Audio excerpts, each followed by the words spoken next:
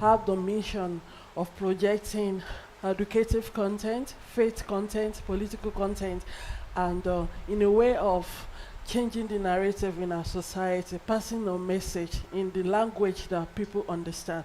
And today we are going to be having our entrepreneurship show, which is going to be on maintaining business, maintaining a balance between business and family. I know a lot of us, we are into career, we are doing one or two things as an entrepreneur. So we are going to be addressing that because that's one of the pain points of many of us. We want to make money and we have a vision for the family as well. We don't know how to strike a balance so that the family will not suffer and the business will not suffer. Because if you put attention on the family and there is no money, there is an issue. And if you put much attention on the business and there is no striking balance in the home, then you go home, you go out in the morning and you come back, you are not happy. Because when you look like at the time it's time to go home, your mind will be like, I'm still going to go and meet something else at home. So we want to strike a balance. We can have a happy business and we can still have a happy home as well. We are very grateful to God to have somebody important in our midst today. She's somebody she's so busy and we appreciate her for honoring our invitation because there's something, before I introduce her, there's something I want us to know. A lot of us, we hear the story of successful people and we are so excited with their achievements. But when you look at yourself, you're like, I've not reached that level. But there's something we fail to understand. Don't just listen to people's success story. Listen to their challenging periods, the story about their challenging time as well, because they did not reach that stage over time, overnight rather. It takes some steps. There have been some falling, rising, and all that. So that is what we want to do today. It's going to be a real practical life. It's going to be a real life experience because we are going to be hearing from the horse mouth. And our speaker today is somebody that has been in the land for years. In terms of age, in terms of experience in the entrepreneurship sector, and she has been in the school business as well for a long time. So she has known the hooks and crannies of how to start a business in Sokoto, because a lot of us, we think business is only few business that strive in Sokoto. It's actually true. Somebody will find the business today, everybody will rush there. In the next 3 months, the customers have disappeared, and at the end of the day, the business crash. Is only a few that survive. Somebody else said that if your business can survive in Sokoto, it can survive anywhere because you face a lot of challenges. You have to be innovative and all that. So, and mommy here is somebody that have passed through that journey. She has known the hooks and crannies, and she will be able to tell her a story. So please make welcome Mrs. Fagbemi to the show today. Thank you so much. She's the proprietress of our popular school. You know, when you hear success school in Sokoto, everybody know, even the Kabu Kabu, everybody know. So, and I know she didn't make that name overnight. It takes a milestone to make the name. That is not a name that everybody know in Sokoto. So she will be telling us her story. You are welcome to the show, ma. Thank you. And thanks for coming earlier as well. We are sorry for taking your time. I know it's holiday period already. And I know you'll be a blessing to people here that are even joining us online as well. Once again, this is New Dawn TV, and we are on a show to discuss maintaining balance between business and family. My name is Mrs. Okpayemi Kolaole. I'm going to be your host for today. So, I will not like to make it so official. So let's make it like a kind of art-to-art talk. Please pour out your art to us. This is a safe space, and I know your story will touch life. I know that sometimes you have cried and you have wiped your tears, so you are strong enough to tell us. Maybe somebody can pick up themselves in your story. So please, can you tell us a little bit about yourself, your background, your childhood? Let us have a little biography of you. Well, good evening, everyone. Good evening, ma'am. Thank you for having me. Okay, me, thank you so much. You're We have been welcome, at this for a while, so I'm here to Yes, thank you. I'm Mrs. Omolola Blessing Fagbe, and We came into Sokoto like 1999, Wow. Wow. and that long time seems like yesterday. That's And over 30 years, like something there. it's just like yesterday. And um, I, I, I read mathematics from Wow. University of Ilorin, Wow, that's great. and we just came in. But I know that before we came here, I have passion for children. Hmm. I taught in Bishop Smith College in Ilorin. I taught in ITC Ilorin, and I used to be like a lesson teacher, like miles away from where I live. Hmm. And sometimes we trek to go to lesson of 6 naira, and you teach two children here, you teach another two children there, and I know what it means to have children one on one, and Hmm. the passion is there for me, like Hmm. to just teach. Hmm. And mathematics is so different from making story. That's It's, fine. I mean, it's to point. I mean, so you have to be able to engage the children, the mind of the child, Hmm. to able to, and like, just follow me, follow me, follow me. And you must be able to get them psychologically, Hmm. first and foremost, to be able to follow you through. So in that passion for teaching, and I know how I grew up and how I was able to make it to the top, and when it comes to academics, because at primary 5 I could not read. English used to confuse me a lot, and Hmm. I don't know how to spell THE, and they call it D. I'll Hmm. be hearing D, the T is lost, because in our time there was no any phonics, or the way we teach children these days. Hmm. And fortunately for me, when I got to Form 1, we call it Form 1 those days, Yes, sir. book just opened up. It Hmm. just opened up to me. I could read, I could comprehend, and I became the among the four second third in my Wow. class. That's a And it great was it testimony. was so beautiful. And I mean, everybody is afraid of somebody that knows book, because like, and the competition was I was the girl, and the other two were boys, Hmm. were men, you Hmm. know. And I'm in short, I just find myself loving kids. I got married. I have to come with my husband to Mina from Ilorin, and just by the by the streets that we live, we have neighbors, and when they want to go to work, I want to with my own one child, and be able to take it, hold their child for them like two children. My own have not gained experience in holding, then I will add another one. And I mean, Hmm. and before, like, my son was 6 months old, I've gone to buy this calendar of 1 2 3. I've pasted it in our sitting room. I've bought ABC. I've pasted it in our sitting room. We came to Sokoto. We're in Sama Road by our courtyard. I've pasted so many educational things by our courtyard, and one way or the other, Success School started. Hmm. Success School started in a bungalow in Fodio Road. Um, you know the story. Mama Vera is seated here today With how many children? with like 12 children. With like 12 children. So, Uh, please, I would like to cut in now. And I know we are enjoying our story. She has brought us through the childhood. And I got something from what she said, as at Prem 5, she's not good academically. And the magic just happened in GSS 1. That means that's a great testimony, because some things that she has missed over time, like for years, it just happened in a day. So you might have been passing through one challenge or the other, and you think that you have wasted a lot of time. Sometimes in success, punctuality is not taken. Somebody that have been ahead of you, you can also beat them over time, like just in a day, and you have been like, wow, how will I meet up for the past years? God can do it. So I pick up a lesson from there. Then how you started the school? What inspired you? Why can't you do other businesses?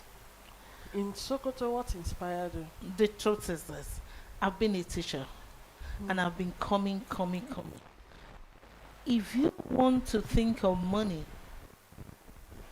the way it goes and the way we plan business, if Mm. you follow it like that, it doesn't work. When you put paper down and begin to say how many children, how many money I'm going to make, when we do this, if it is money that is that is inspiring you to do anything, there are things that happens that does not have the formula of your calculation. Hmm. It doesn't work that way. Things do happen. Hmm. The only thing one must hold in one's mind is your wrestling. You just have to say, this is my passion and I'm going for it. It's life everyday formula to life is a big art to what you are called to do. Hmm. And if it's just your sense that you want to use and you don't put art into it, you know, things do happen and you fail. Hmm. And if it fails and you are not ready to pick it up again courageously, you won't go far, you won't go anywhere. Hmm. So, and everything starts small. Wow. Eh, Sorry, is it that you have started working somewhere before? Okay, as a teacher. Then yes. when did you get to that junction that I want to start my own? Because some of us nowadays, we believe that some people say I don't want to serve somebody. Some people say it's better to start, and some people have started serving somebody and they find it difficult to start their own. So, what is your testimony in that? You know Sokoto very well. Mm-hmm. We came in Sokoto 1997. Yes, ma'am. I told one or two people, I'm looking for a building near my house to start like a gathering children nursery school. Okay. And I went around Sama Road looking for a place to start. And I don't want to mention him. And somebody just came that same year, the next year, almost at the end of the next year. He said, okay, there's a place in Fodio Road. One woman has made 50 chairs and she has gotten like 12 children, but she's leaving town. Hmm. And would you be interested? Oh, I said, let me see. And we went there with my husband, and she said she has not made up her mind because maybe she wants to put somebody there to be running it for her while she's in Lagos, or she's not decided. Okay, I said, okay, when you decide, you should let us know. So I went on looking for a bungalow in Sama Road. I mean, from where I live is just on the other side. And at the nick of time when we're about to pay for that place, she just called us and say, okay, I'm ready to give it to you. For free. Not for free. Okay. Not at all for free. Because that bungalow, she rented it. Okay. So I was going to pay for the rent, for the 50 Like chairs we she's have made. handing over. That is handing over. And that was it. Wow. That was it. I will have been mentioning name now and all that and all that. And that was it. And that was how we are able, of course, when the few persons she knows that she was leaving, okay, maybe one or two of them, okay, say, oh, make excuses. So at the end of the day, maybe I was left with my son and 3 4 other children. So As students. so that is it. And the benches she has made, they were empty. Hmm. So you have to be talking to the chairs. I was taught to talk to the chairs. I was just move around. I was, when we say we move around, you just and from 2, from 3, from 4 to 50 to 100 to 700, Wow. and to taking the other flats, then to moving to the bush. Yes, on Western Bypass. And it was always, who will come to Western Bypass? As the time we were moving to Western Bypass, we have to leave the nursery in Fodio Road and move the primary to Western Bypass. It was a hilly bush. Hmm. And Honestly, because parents have we have we have gained their confidence. Trust. They were able to shuttle. Some will drop primary children here, come and drop secondary children there. And Western bypass, excuse me, Western bypass was not dualized that time. So everybody believes it was a dangerous road. But we made it. And we are here today. Until the road was dualized, until they gave us roundabout, until now they are tying the road. The road is being tied for us. Okay, well, And so that is just it. that's a great one. That's a great one. But I don't know. Can you share with us some of the challenges that you face on the road? You know, like before you, when you got to the apartment, is it that you have money that you have saved somewhere? How did you get the money to pay for it? And why growing up, why some people, you know, there are some instances school business used to face that some people will come, they will owe money, withdraw their children, go to another school, a teacher will punish a student and they will, you know, they will be angry. So what are those challenges? Then we will learn from your story and we now relate to what happened to other business. You know, if you can't do lesson and trek miles and they pay you 6,000, I mean 6,000 naira, and there's this way that things function, and if you ask me to pour my heart out today, life is all about challenges and problems. Business is all about challenges and problems. Born children, having children comes with a lot of pain, discomfort, and what have you.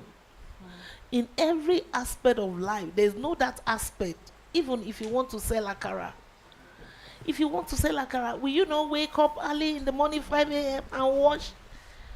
If you want to bake bread, you are having a bakery. Is it not money job? If you want to dress children from school, will you not wake up on time? So life is not for the sleepers. You can't love sleep and make anything out of life. Am I saying you will not rest? No. It's the sleep you give to your eyes that it will take. And as the day goes by, honestly, you're just preparing future rest for yourself.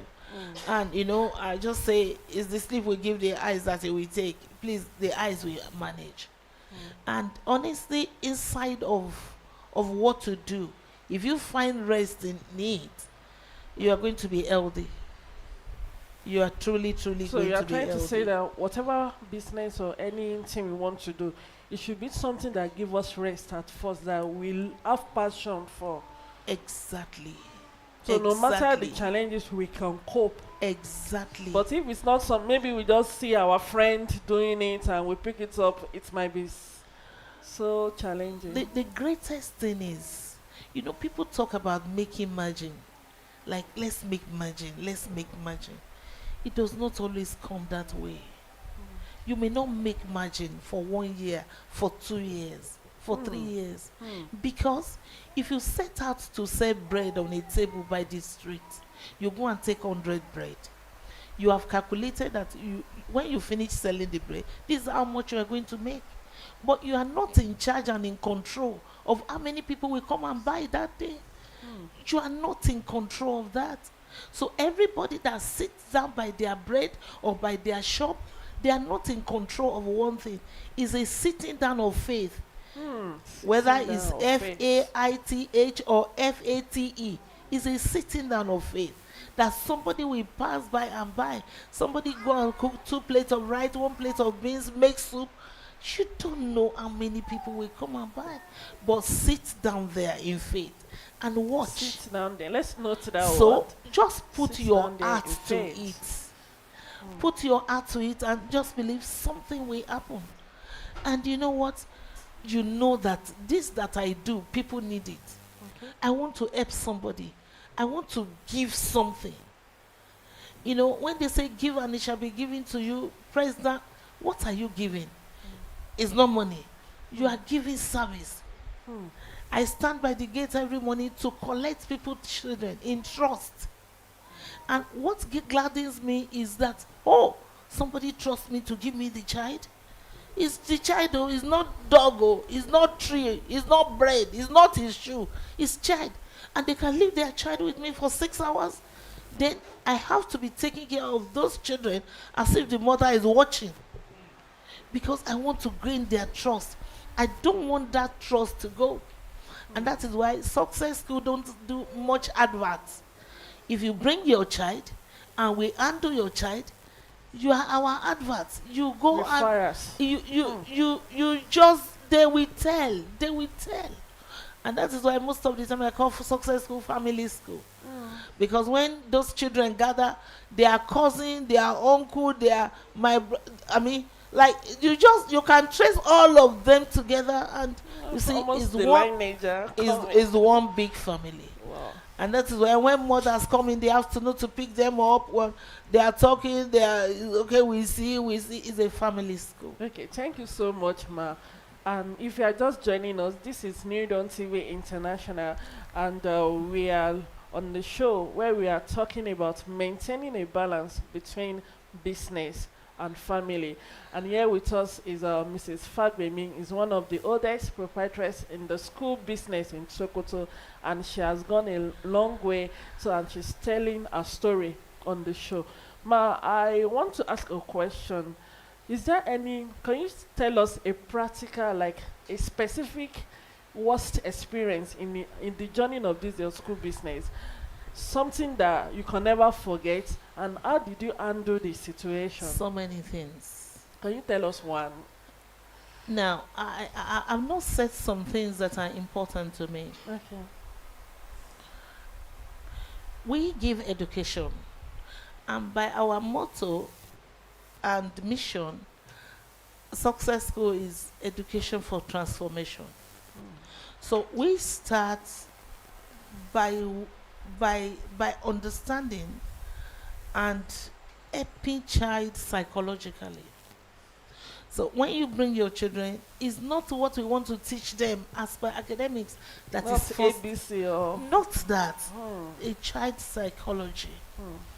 We want to help children to laugh. Hmm. You know, let them be happy. Let them Emotionally. be a happy place. Let a child be happy. If a child is not happy, you can't talk to his heart. You can't talk to his mind. Hmm. And academics is when you say book, is book, but we want to lift it from here to the mind. So if that mind is not settled, he can't see it. The He book. can't know it. And that is why I said book open up to me. If a child is traumatized from home, is not comfortable, is not getting enough love, father and mother are always fighting, and a child is which kind of life is this? What is this? They wake up in the morning, nothing to eat, and the life is rough. And a child just wake up in the morning, bundle, and they are coming to school. They are not balanced. There's no how you'll be teaching him or her, and he will remember, or his heart to be there. But when you get them psychologically and you make them know that they are loved here, something big happens. So Success School, we help children first and foremost to love, then they learn, then they grow. And that is just it. That is just it. Challenges. I can tell story of the challenges of gathering people's children. That's the way I call it. Not just like education. You gather people's children to help them. The parents have to trust you. The children have to love you. I tell teachers, if a child does not love you, you can't teach that child. So it has to be my teacher, and let them know that you love them. If they know that you love them, they love your voice. My auntie said, but like, you don't want to hear that mathematics teacher's voice. You don't want to hear chemistry teacher's voice. But if it's a voice they want to hear, they will hear you, and they will hear chemistry. They will hear mathematics. So let them just know that they are loved, and let their parents know that to love their kids. Hmm. He that does not love your kids, it does not Not love you. you. Hmm. So, and anybody that loves your kids, you are ready for that person. You are going to go a long way. Okay. All right. Thank you so much, Um, man. I'm not like challenges, hmm. because I don't want to be seems to like you didn't answer that question. So I bring you back to it All right. because of time. I know. Okay. All right. Well, thank you so much. If you keep this biro with your closest friend, Mm. how do you keep it that it is not lost? So, anytime I go to sleep, the administrator goes to sleep, is not in our sleeping time. Hmm. Is until every child gets home, they come Safely. safely, and they get home safely. That is when our sleeping time comes. So that's the sacrifice. So you can't be at home by 5 p.m., 6 p.m., and somebody say, my child has not come home. Hmm. You will forget the money you have made, and the one you have not made. You will forget the building. You will forget anything you want that child. Hmm. Hmm. So it's that you pray for safety first. You are conscious of safety first because of it, because that's it. Safety first, life first, health first, before any other thing we call academics. So I can't sit at home or sit in the office that are closing. Oh, we are looking for a child. It gets me, So that's one of the challenges. You pray every morning, God save them the way they come, let them go that way. Not only that, you must not see a scratch of blood on them. I mean, their parents want to know what happened. What happens at home, it must not happen in school. Hmm. They won't take it. Even if they are not there at home, but this is school. Hmm. And that is how we are conscious that trust is being built. I tell teachers in your class, if anything scratch a child and blood comes out, we call the parents. We are sorry.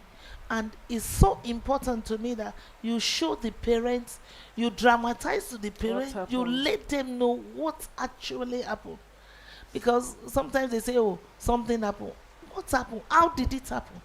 Anytime they know how it happens, they are more pacified. Because you are their eyes when they were not there.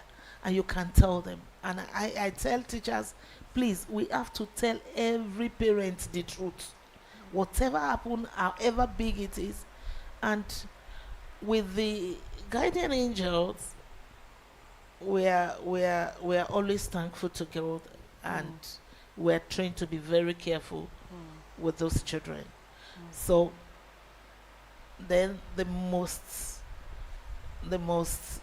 challenging things is that we're supposed to gather children that are 70% discipline from home. Hmm. Then we add our The 30% to 30%. it. But the opposite is the case.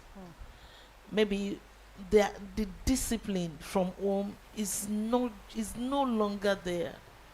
So parents come to us and cry to us, help us, help us. They are not listening. They are not doing it. They are not. So parents gives us their job. We do. And how many times you will have to call a mother and be counseling the mother herself? Because the mother can't mother. They can born, but they can't mother. And it past breastfeeding. So the thing becomes so wide, so wide. Sometimes you see the way a mother just responds to a child, even at closing, and you say, "Oh, this mother too needs mother." The mother, It needs the mother parenting. herself needs like the mother. Like I said, teacher should not spank children like this, and the mother comes and say, "Oh, you have poured your water in your bag." No, you're just coming. Just how is the day? How is, I Mm. mean, the touch, you know. So we face that a lot, and it has passed just the children, the parents, and sometimes they burst into us very angry, Mm. and we can never give it back to them that way. Just have to We be can't give calm. it to them that way. And Sokoto is such a place that we have to grow even the whole city in the mindsets. Mm. This we don't live in Abuja where you say you have to pay before resumption. Hmm.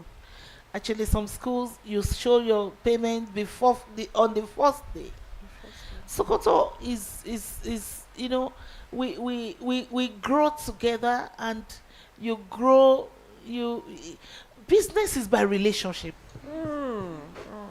in Sokoto. That's the point. Actually, business It's is by by close relationship. relationship in Sokoto. I know you, you know me.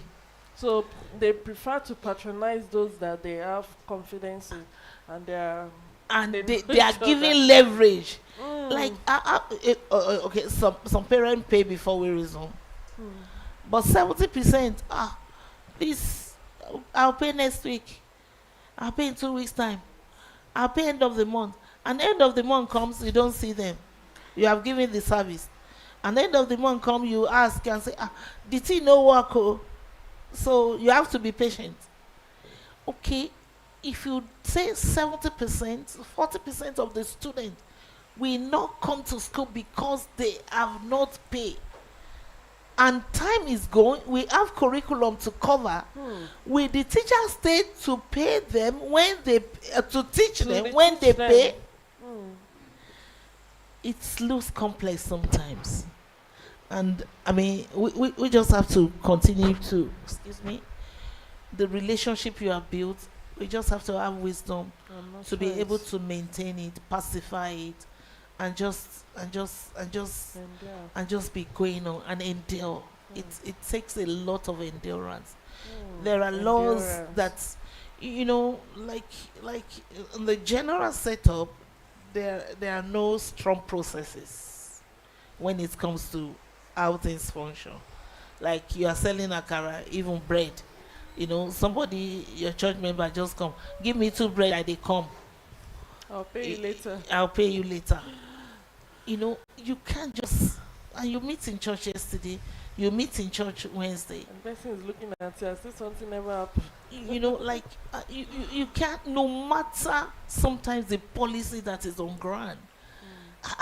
If you want to do the way the thing is being, I mean, Want to react. you won't, then you tell the person, no, even me, I've not paid where I bought it. No, no, no, you can't go. You will say, are we not together? Why are you? Is it because of money? Is it not because of money? You say, so think about it first of all and say, because of money. So it's a mindset that we have to correct, we have to grow. You have gone to collect the bread that you are coming, then they come and collect the bread that you are coming. Then who will come? When will they come? How will they go? So, I mean, it takes a lot of inner strength to be able to manage and stabilize that. And I've had so many experiences that brings me tears. Somebody is not able to pay genuinely. And the day he was able to pay, he came kneeling down, old men, young men, and said, Mommy, you allow my children to be in school, and we owe you this 700,000. I didn't pay last time, and you still allow them. And the prayer they pray on that, is past 700. But there are some other ones. They have the money. You are not just their priority. They have not paid because they know that, you can bear, survive. you can bear. Sometimes for us not to spoil character, because the legacy of running a school is not the building. It's not even any educational principle. It's the character. Mm. If you ask me at the end of this program, what is your legacy? What is the character? Is the character of strength Yeah, built over time. that we have built over. That is the legacy we want to leave. how to manage people, how to make people around you to be happy, how to help people, how to grow lives into responsible and flourishing adults, that they will be stabilized, they will be stable. And if one is not stable in one's mind, you can't go far, you can't maintain things. So there's this way that is function, and the challenges are numerous, you know. And in success school, I just believe, sometimes they say, oh, a child can be expelled from school if they are this, if they are that. And I tell parents, there is no one that born their child and say this child is not good. Sometimes some parents come and say, I don't want this child to be a friend of my child. I'll say, one mother somewhere too does not want your child to be the friend of this one. How did you strike the balance? You know, we have to strike a balance by helping the parents but themselves. Or somebody beats my child, I want to see that child. They are under my custody. You can't see that child. You have trusted me, so trust my judgment. There was a bite, teeth bite one day. It was terrible. If you're a mother, if you see that child that bites like 2 years old, 2.5 years old, 3 years old, and it was swollen, it was bad. You know, so many things. And I say, it's another day. If it's not bite, it will be another thing. But that's own problem. And the child is a firstborn. He does not have any sibling to bite. So, and the mother too is young, no experience. And they say, oh, anywhere we take him to, if he want to fight, he used to do that. So I have to train the mother how he's going to train the child not to bite. And what is the training? That's if more than what they are paying for. If you spank them, they don't understand. So you continue to talk to them. It's not when you see visitor, you are telling your children, greet, will you greet? Do that training before the visitors come. Visitor is standing, then you are telling your child, greet, before visitor comes. When you see visitor, great. And if you forget, if I wink to you, you remember. You are going to church, you tell your children, when we get to church, I want you to sit down, I don't want to do, you just keep there. It's not rule, it's not pressure. If you do it with your voice that loves them and they recognize, they are going to follow bit by bit. So these are the things that we face, and it's beyond schooling. It's beyond 6 hours. Thank you. Let me allow you now. Wow. Sincerely, I'm locking a lot of things from what you have said, and I want us to note something. There is something she kept repeating: trust. That she was able to build trust in her customers over time. This is a question for us. Where you are working, maybe as a staff, or where you are, your place of business, have you been able to build trust? When people hear your name or the name of your business, will they be able to say a good testimony about it? Is it that you are building it today, then tomorrow you change, it's zigzag, but she has been consistent? I know it's not easy, because with what she has been saying, it's not easy, but she has determined. So determination is part of it. Then I want us to pick another thing. She said they don't do marketing most times. So how did they get children? They have almost 1,000 referrals. That means she was able to be good to like 3 customers, and she gave them what they want, not minding the number of the children in the school. And she was repeating it, and they were satisfied, and they keep telling people. So word of mouth, is one of the things, one of our goals for our businesses. If your customer, because I used to tell, by the grace of God, I'm a branding strategist. I used to tell people when I consult for them, branding will make people come to your business. That attractiveness, you are doing design, adverts, but the quality and the experience will make them come back again and again. So if your customer experience is not good, the trust is not good, the quality is not good, you just be getting first timer and not returners in the business. And it's the returner in the business that give a signal that your business is growing and people are really enjoying what you are doing. So it's one of the assignments you can take home to do a kind of assessment of our business or where we are working. If you live where you are working today, what will they say about it? Will they give you recommendation for the next stage that you are going to? I really love that. So referrals, trust, and endurance. Endurance. Relationship endurance. Because in the we that we are not part of the system, we will think, this could they are enjoying. See, they have plenty population. Somebody is owing 700,000, and she's not sending them home. So it takes a lot of commitment and strength to be able to get to that level, to that peak, and faith. Then there was a time she was talking about faith, that you sit in your business with faith.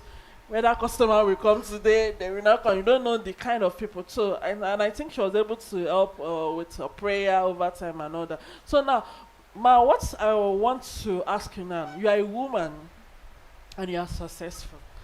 And in this our African culture, it's not easy to be a successful woman and you are still okay at home. Is it that you are, because people used to have this kind of stigma for women that women that are successful, they are not devoted, they are not humble, their home is bad, or they are single mothers.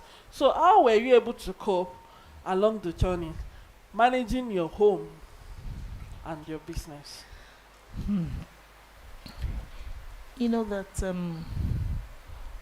my children. Sorry for the men. We are still coming back to you. I want us to take it chapter by chapter. My children. I drive my children to school. We're together through nursery school, through primary school, through secondary school. Success School was their school. So, your experience of looking for socks, looking for shoe, that they say VG has carried somebody's shoe. I know it because VG is our dog. So I've already said that the shoe is there, but VG has carried the shoe. So when I'm set to take the shoe, VG has carried it. By the time VG carried the shoe, 1 day, 2 days, 3 days, then I change where I have to put the shoe in the room, And sometimes what you have said that somebody have scattered it for you, and so it got to a time I have to make 5 uniforms so that Saturday we just get it down and wash everything and just say 1, 2, 3, 4 days and all that. And my children, if they don't see me cooking, they don't want to eat anybody's food. So they are not used to breakfast. If they are used to breakfast, it's left over that I'm going to work in the night that I'm going. So when we come back, so they are used to coming back after lesson. 5 o'clock, that's when their own school closes. So when I'm still doing my work, they are busy climbing the trees or running around, and when we are coming back, they must say, "Mommy, stop and buy banana. Mommy, stop. We want to buy. One day I said, "We are not buying today. We are selling." And I will have compassion on them that, okay, let's buy banana, let's buy. But when it was getting too much, I said, we are not buying today. And so you put cornflakes, you pack this, you pack that. And so when we come back, I enter kitchen and I will start to cook. And when I'm cooking, I don't cook. All of them boys or two boys and a girl. So did they used to assist you? They don't used to assist me. They used to watch me. They used to watch me. You are talking about from 3 years old to 5 to 10, then to 12. And I enjoy them looking up to me in my eyes. Mommy, can we take it? Mommy, let's buy. Mommy, the way don't miss that time when they are just very innocent. When they are just very innocent. And up to today, I used to see that in their eyes. I cannot forget those times. They would just hold me by the cloth. You know what? And sometimes this is how I will carry their shirt and tie it. I say, if they don't like that punishment, You get what I'm cooking and they can't go anywhere. And when you are frying the plantain, Mama Vera, you know now, they will finish the plantain before you put another one on fire. Yes. So most of the time you don't even sit down to go and eat. And one like swallow, the other one spaghetti. You How know do the you one. cope? You, You have to I prepare don't cook each. one food. Oh boy. I don't cook one food. When we come back, lunch and dinner has combined. And they must see me cooking it. They must see me cooking it. It got to a time, after a long time, we have to say, we need a cook. If you see the family meeting we made, then when Tayo came on board, our first cook, the day she came, she made amala and see eyes. Every eyes was rolling. Mercy, every eye was just like, what is this? And for me, that I believe, oh, this is the best cook in the whole world for my family. Before my mind could take it that somebody can cook for me in my house and I will eat it, you check it to say, did they wash hand, did they? And up till now, for my kitchen, I just manage and just say, okay, if somebody has to do anything there, I just try to. And how my husband was able to break that, he said, okay, we have to take this cook. The work is like nobody even know how to eat again. Maybe lunch, and the children are not used to eating like let them eat solid. If somebody just like cornflakes and they are plain, so let's cook solid. And it's not spaghetti. You have to make good food. So my husband said to me, now when we go out, do we used to eat? I said we used to eat now. Do we eat in restaurant when we travel? I said yes. When we came to Sokoto, do you eat in restaurant? I said yes, for the first time. He said, do you know the people that cook that food? Or did you go to their kitchen? Do you know whether flies have kissed what they serve you? I said, I don't know. When you buy meat pie, do you know the people that have done it? Maybe they are tattoo people. Maybe their nails are long. So just remove your mind from there. So somebody has to do something for you. Somebody has to do something for you. It's not just all about you. And people trust you in the service that you are rendering. So trust somebody. Trust somebody. And that was the thing that broke me. We begin to campaign it for the children too. One day we went to Lagos. Excuse me, please. And we were just scouting for where to eat. Then we saw one place, like it's not a big place. Then they put this rubber curtain by the door for us to enter and eat. Maybe it's an average place. Maybe some security people can go there to eat. Okay, some other people that are in Thai can go there to eat. My son saw it. We want to branch inside. My first son said, "No, I'm not going. That's you people can go. Me, I'm not going." Why? Because he just see curtain and mat that people that's where we are going to, and we are going to pass one like gutter. He say he is not going. I mean, like 10 years old, I feel challenged. And when you say do they help me to do anything? When you want to teach anybody anything, let them watch you. Let them watch you doing it. They have learnt it. They have learnt it. Today, if I get to their home, the way my son cleans out, the way they want their things to be done, and when I go there, I mean, they just be saying, "Mommy, don't do all. I want to still cook for them. I want to still cook for them," And as they grow up to leave home and cook for themselves, they value me more.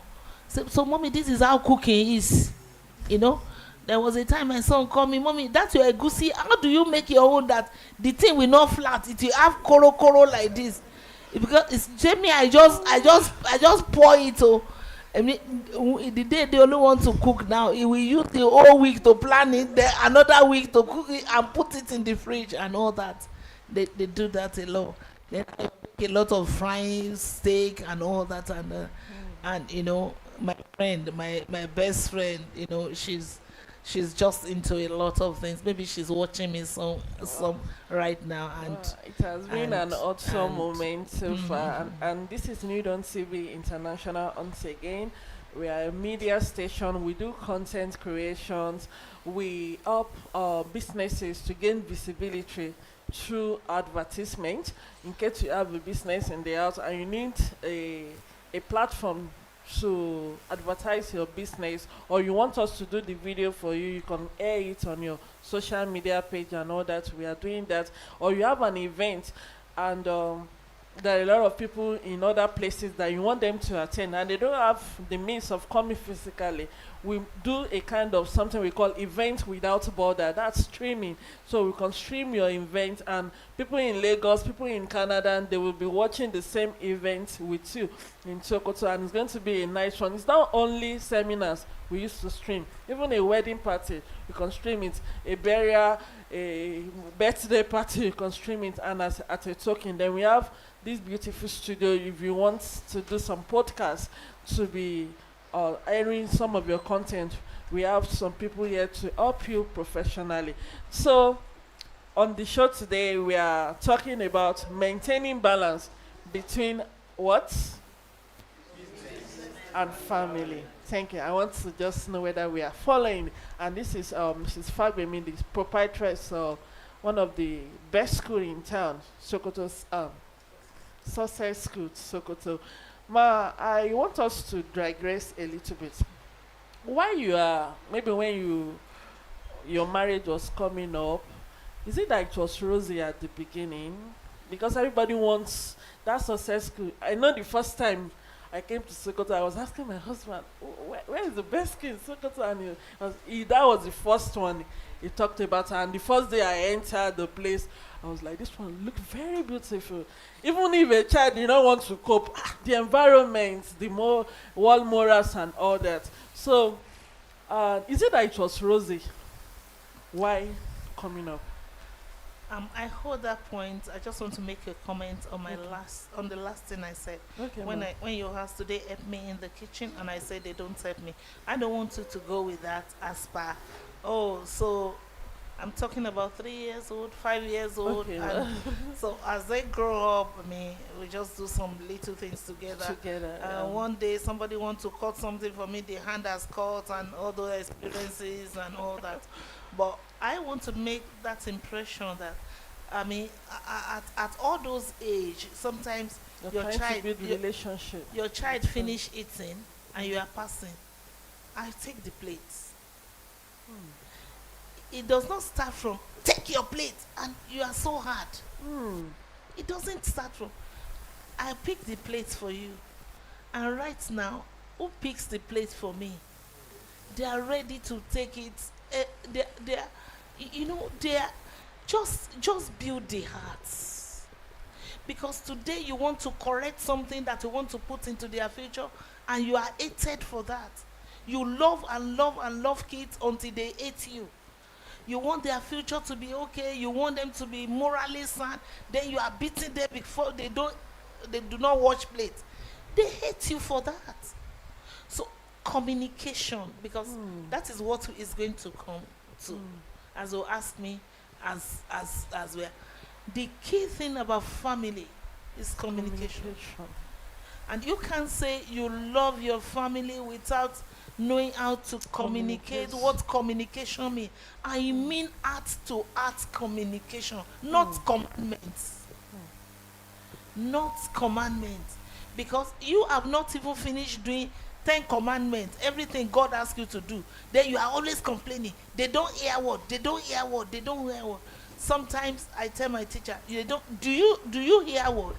You teachers, do you hear word? And sometimes I gather them to teach them. I see the way they are going to.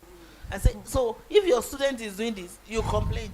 How many of you are writing notes? And we ask them, they'll be looking for their paper.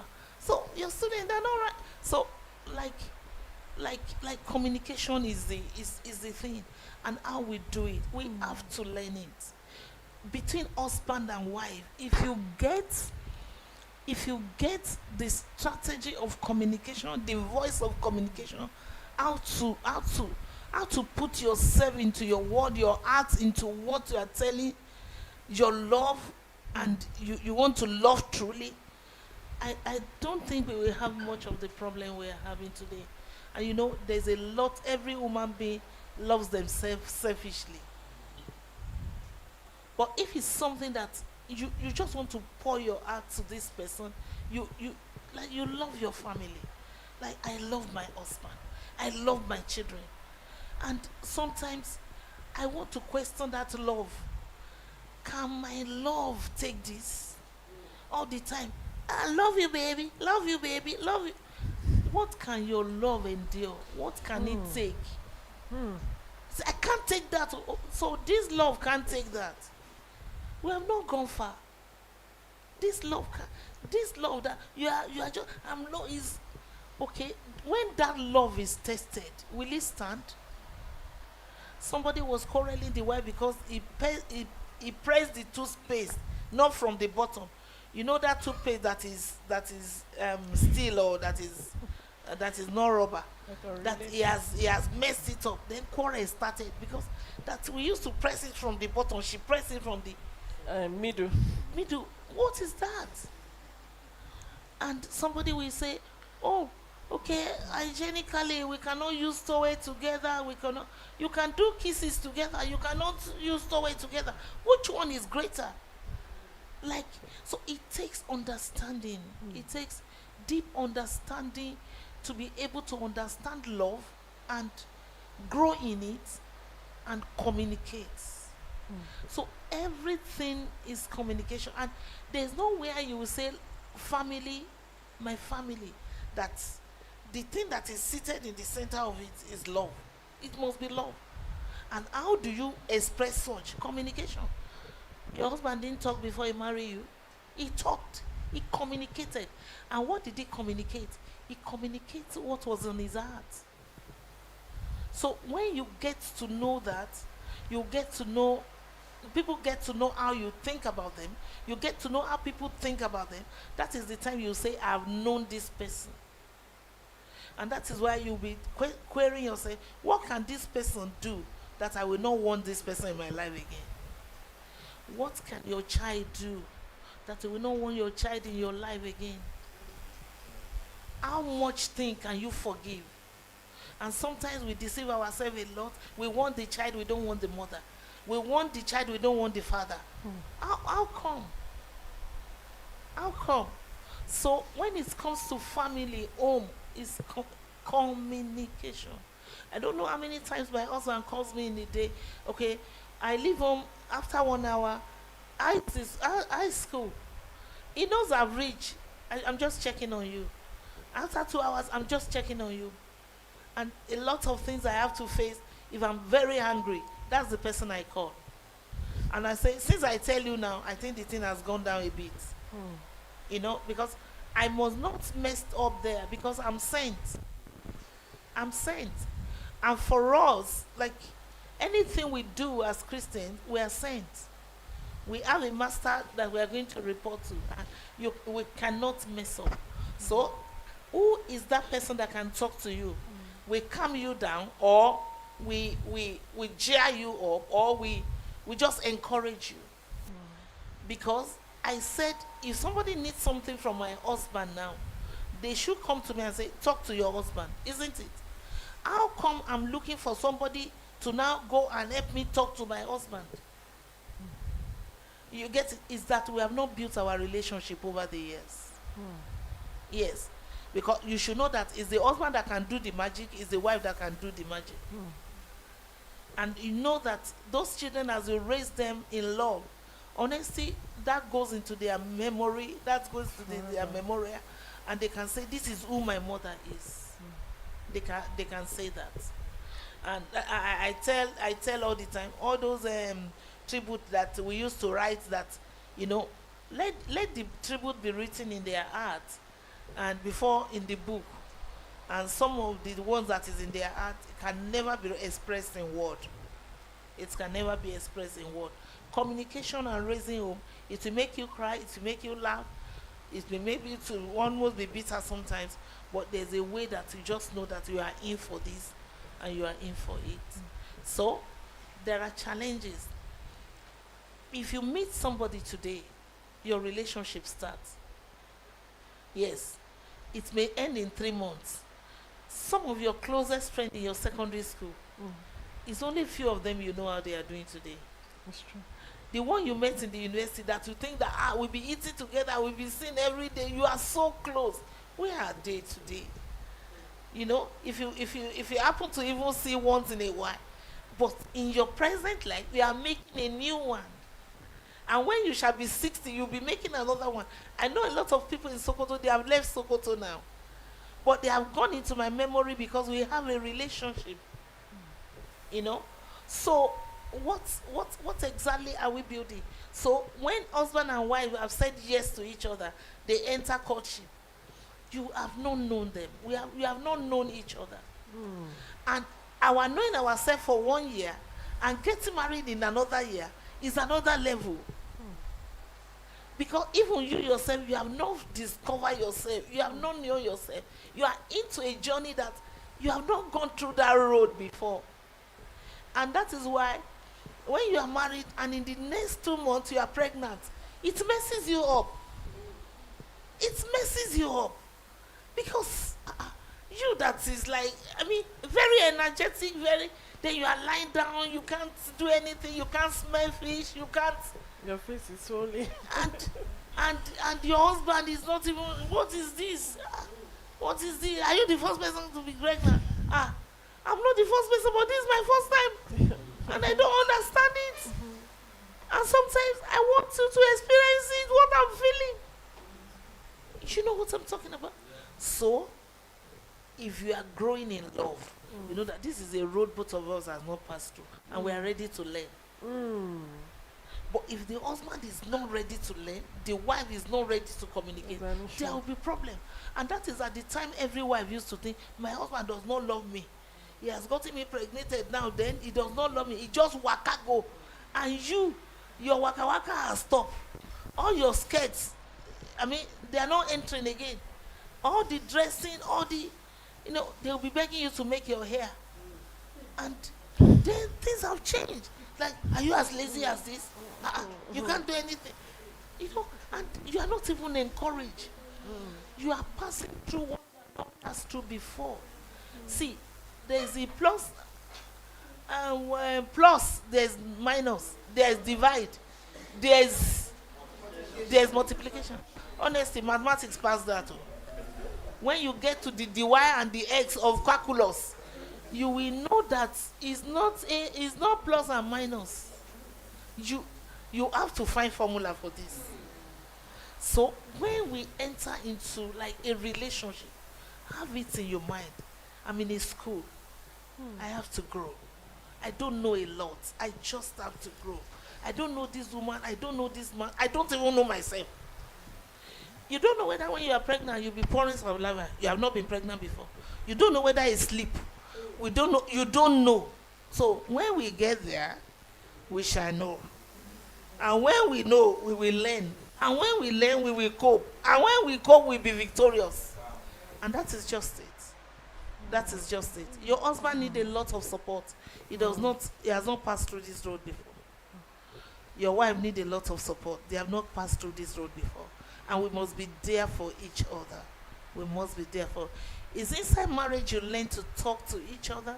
You learn to, and as responsibility come upon us and as we communicate, we respect each other more. Because that is what used to happen.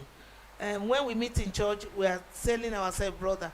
But when bed now is one bed, and we are seeing each other every day, it just seems that we now just begin to lose respect for each other. We have to build that. You respect more as we grow older, and that is how people like me became mommy everywhere. Like I mean, as you just grow older, you just know you can't do this. You can't be as angry as you are before. You can't. There's some things you can do. You know, before I can shout on you so hard, I can, but right now, no. I just call you and I want to tell you gently. Somebody came to my office the other day. I was with somebody. He just interrupted and just entered and knelt and said, Mommy, thank you for the other day. Thank you for the other day. He wants to appreciate me and he's eager. If he were to be before, I won't let him do that appreciation. I will just say, walk out. You didn't see somebody here. But he finished that and I said, this appreciation, I've not had it.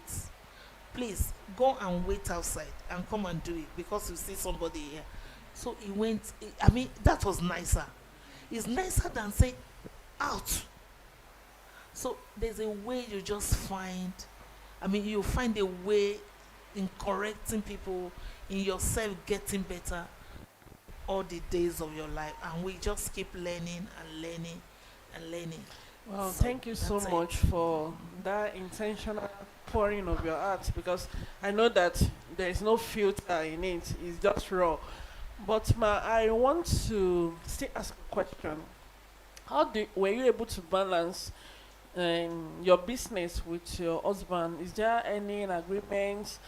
You know, there are sometimes maybe some people do joint business, some people do different business. So how do we cope? We are husband and wife, but this is business. Is there can we go along in that journey? We are husband and wife forever, and we are one. Yes. So how do you Actually, match that it to the school business? is not my home. There's nothing like your school. It's for Dr. Fagbemi. Dr. Fagbemi is the owner of that school. Because Dr. Fagbemi is the owner of Mrs. Fagbemi. So the Mindset. I do not have a cat that like no. He owns that. Because from our book, that is our constitution, which you know. Eh? I got that name Mrs. Fagbemi from him. So Mrs. Fagbemi, where is the man? So what about if he wakes up tomorrow and say you are not leaving this house today? He did that one day before yesterday and yesterday. That you are not going anywhere today. You have to be in this house. You have to rest. Because so many things that you want to do. So imagine I believe that with all my heart. So working with the principle and the constitution of our life, the core of our life, makes life so easy. So you won't say it's touching money, it's not touching money, it's like even me, is the owner. So I do not own a school. That's the truth. And when I wake up in the morning, I'm sent. So I have a director. My director have a director. The director have a director. And that's why in home life, we say God, Jesus, the man, the woman, then the children. So the one that the mother can manage, that is manager over, is the kitchen, the children. The manager of the woman is the head of the man.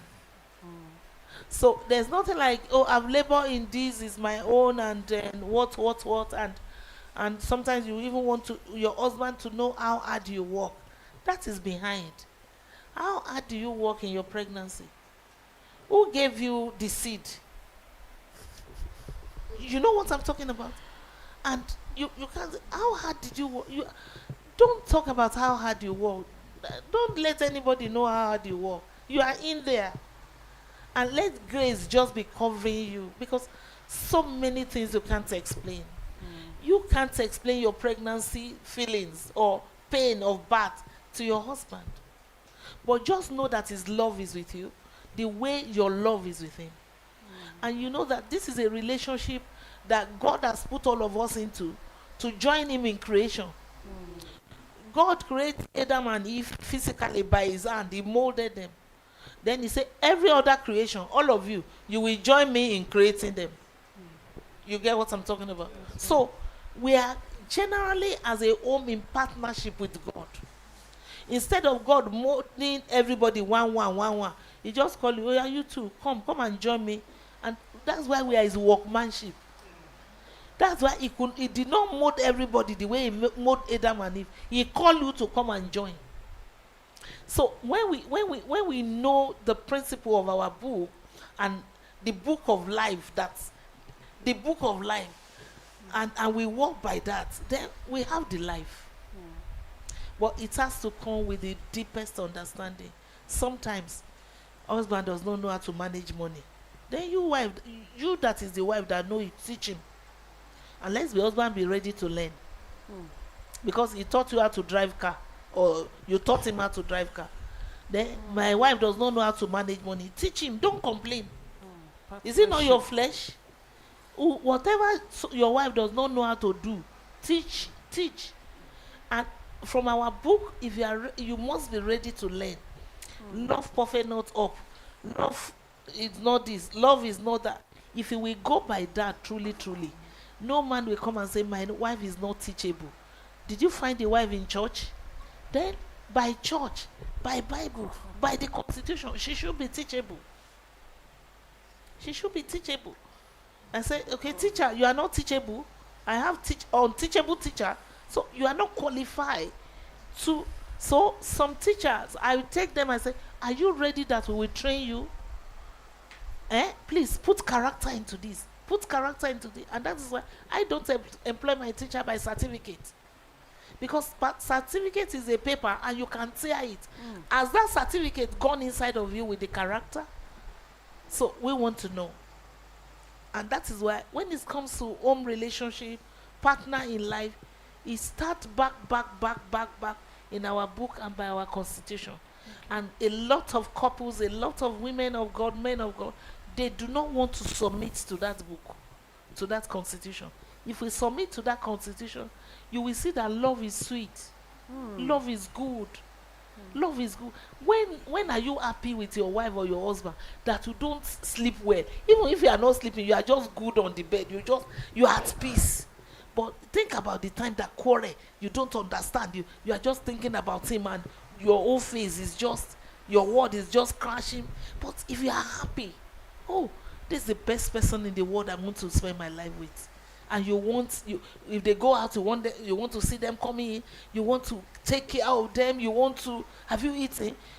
I mean, if your husband finish eating now, you'll be pressing his stomach. Are you hungry again? You want to give him food? I mean, and the same thing, are you okay? Are you okay?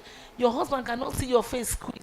He's just saying, oh, are you okay? What's the problem? And, if you are angry as a wife and your husband can eat comfortably, then your influence is not, your husband can just finish the food and put the plate and go and sleep.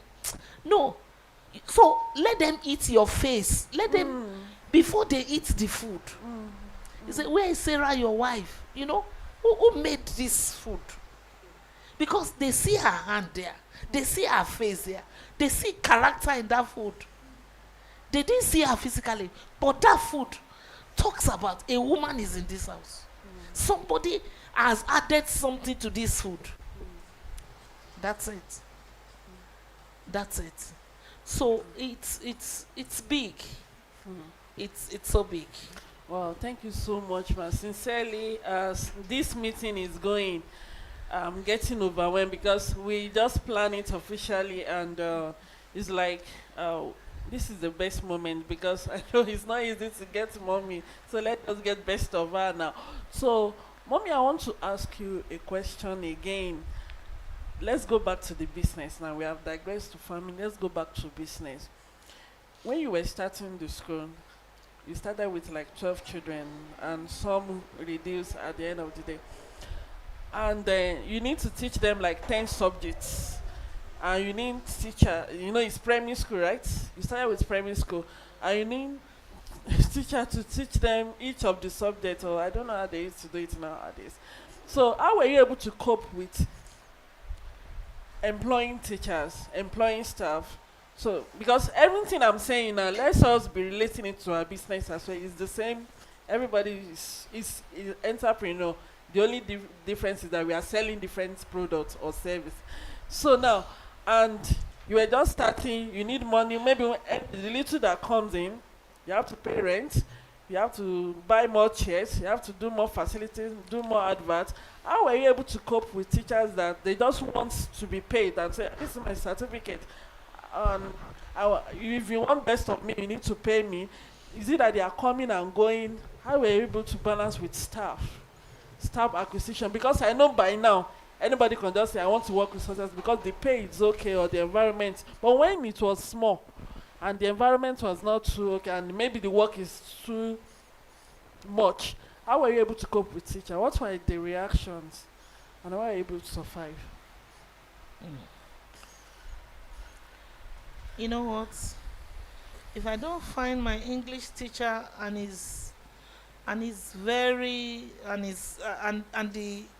the space want to be wide, I go in and teach English. If a teacher is coming and calling sick and they cannot come, you have to manage. You have to manage. Mm. Management as administrative management, human resource management. Because a child cannot get home and say, our teacher did not call. They didn't teach us anything today. You are bridging trust. Whatever is going to cost you. And so you have 11 teachers. 5 did not come. And you didn't plan for it before. It just happened. Another time, you have said, oh, this person is in for the term. This person, you just call. I'm no longer coming. I don't get another work. I dey Abuja now. You get what I'm talking about? You have gathered children. You didn't do another interview. You know, the first thing that comes is anger. Because you just plan for me to fail with the people that have trusted me. Sometimes even the key of the class, they have gone on with it. You break the class, they didn't submit register, they didn't submit anything. And will you take mic and go and stand by the gate? Sorry, take back your child. The teacher is not around today. You can't do that. You have to be in there. You have to just like put it together. And the same thing at home. You just expect that 5 people are coming. Then when they came, there are 11 people. So you go and take your small plate. You pack the big one. You just share that one and let everybody just have something. And that is why you have different sizes of plates at home. So they are now 10. We cook for 5 people. 10 have come. Bring the other plate. Take this one. You just put it. And it has gone round. And sometimes you say, today was serious. Today was serious. Because you just tell your children, sorry, your teacher is not in school, he's sick. Oh, sorry, your teacher just said she's in Abuja, she didn't get transport to come. Another day, sorry, your teacher say her mother died. Oh, and all these things, they take it home. So did I gain their sympathy or they are disappointed? And that is why, see, everything communication and how we do it. So we just have to bear and manage. How were you able to cope as a growing business? Because the reason why I'm asking the question is that majority are having small businesses and they need staff, and sometimes it's when people see staff with you, they'll say they want to come to your enterprise or something like that. And a lot of people now, they are not working for experience. They want the money. And they are not ready to like endure with you. You are the owner of your business. If it's clash, no problem. So how were you able to cope?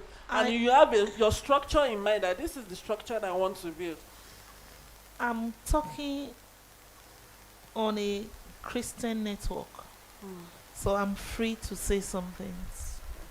There was a particular year in a December like this, we could not pay salary. I was in my office. I pray. There's nowhere the money will come to. The Holy Spirit said, look at that tree. And it was a dongoyaro tree.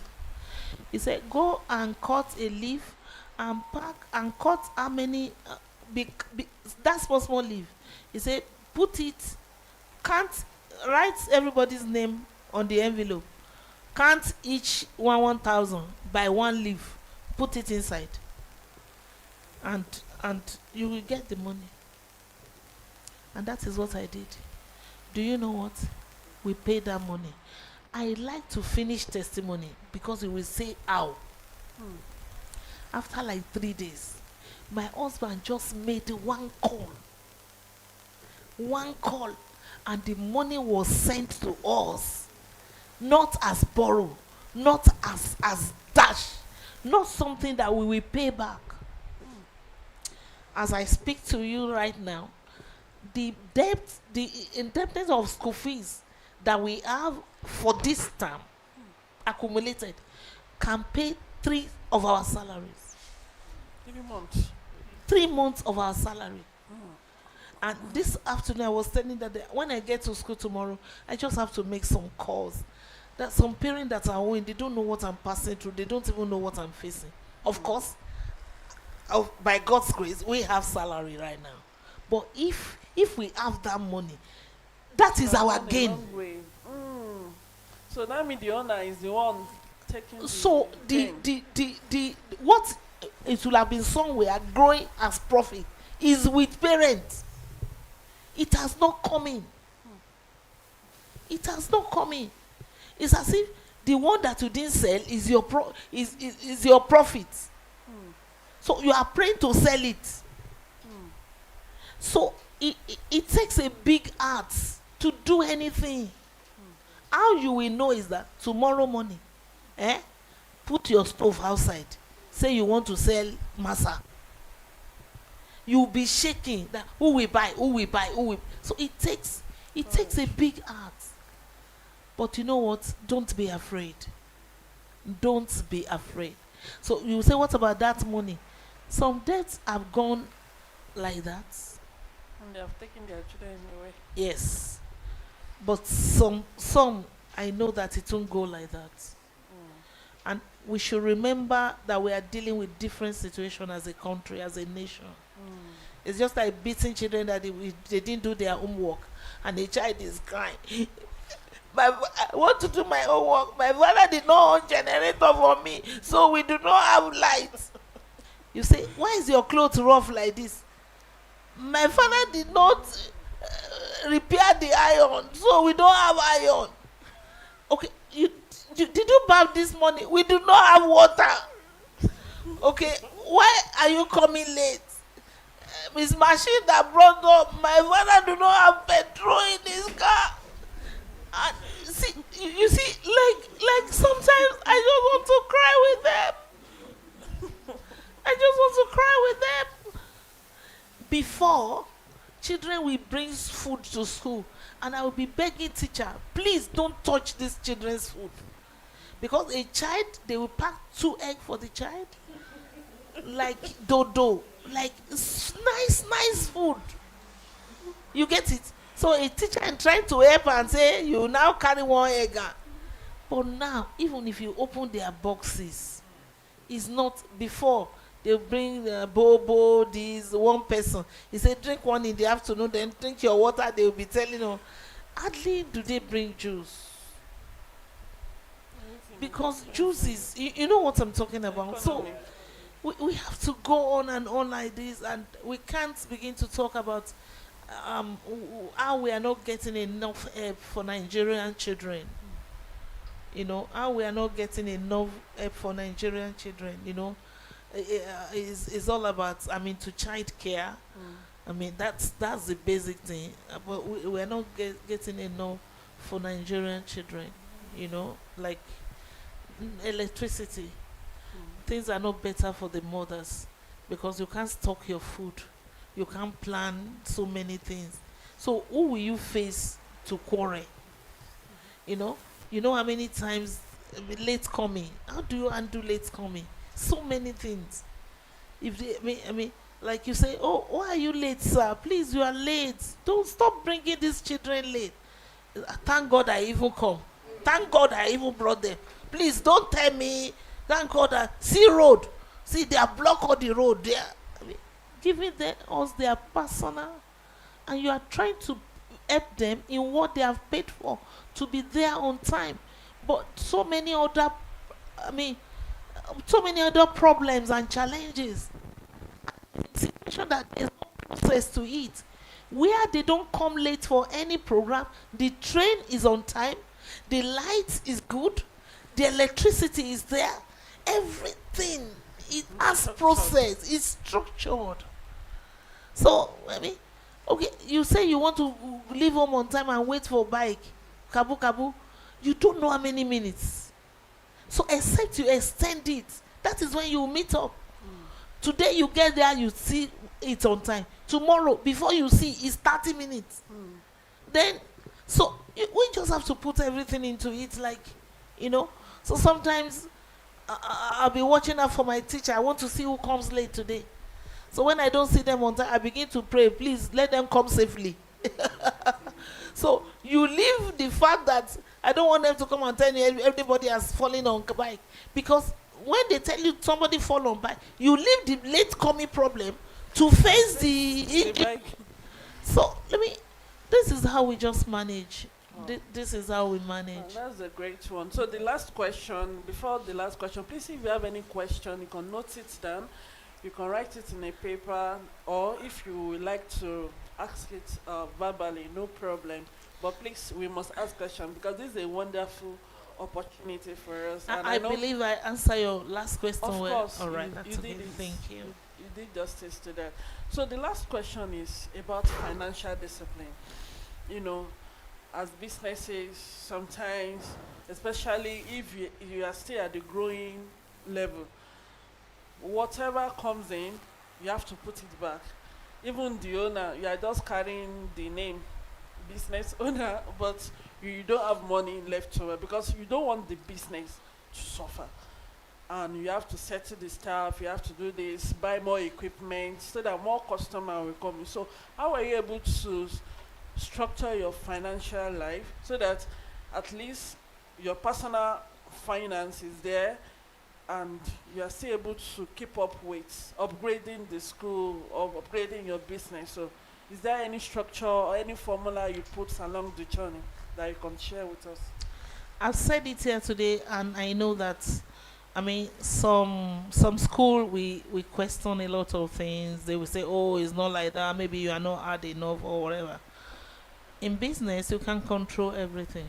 I've said that. But the ones you can control, please, is up to you, and you have to be highly disciplined. You have to be highly disciplined when it comes to finances. Policies may not be anywhere. You have to have personal policies when it comes to finances, and it has as much as it works for you. Money is not what you can just leave to just be anyhow, because it's never gotten anyhow. There's waking up to getting money, there's hard work to getting money, there's the presence to get the money. So you can't just let it go. So we have to be very careful and disciplined with money. And you know what? Money passes through everybody's hand. So who does money stay with? The discipline, the people that put control into it, So it's process not into how it. much, but how disciplined. At all. Mm. Is how discipline is not how much. It is not how much. If you cannot be disciplined and put control to 100,000, see, you can't undo 1 million and it will stay. But if we can undo even 10 naira, you know what? When I do account and I'm looking for 1 naira, we can be there. 1,000 is missing. We will be there for 3 hours looking for where it is. It must come out. This money must come out because I'm going to report. And when I'm looking at who I'm going to report to, I'm not seeing my husband. I'm seeing a big company, multi-billion company. I'm seeing myself as a first lady of the nation. Mindset. So I will be probed. So I have to be able to do this. And for my husband, if nobody will query him, Jesus is his head. And that is why I tell them in my storehouse, Jesus said, gather the fragment. You cannot waste food in this house because the provider will be angry. And that provider is not even me or my husband.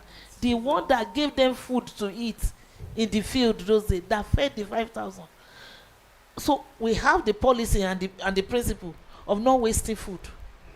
Because Jesus said, the fragment, gather it.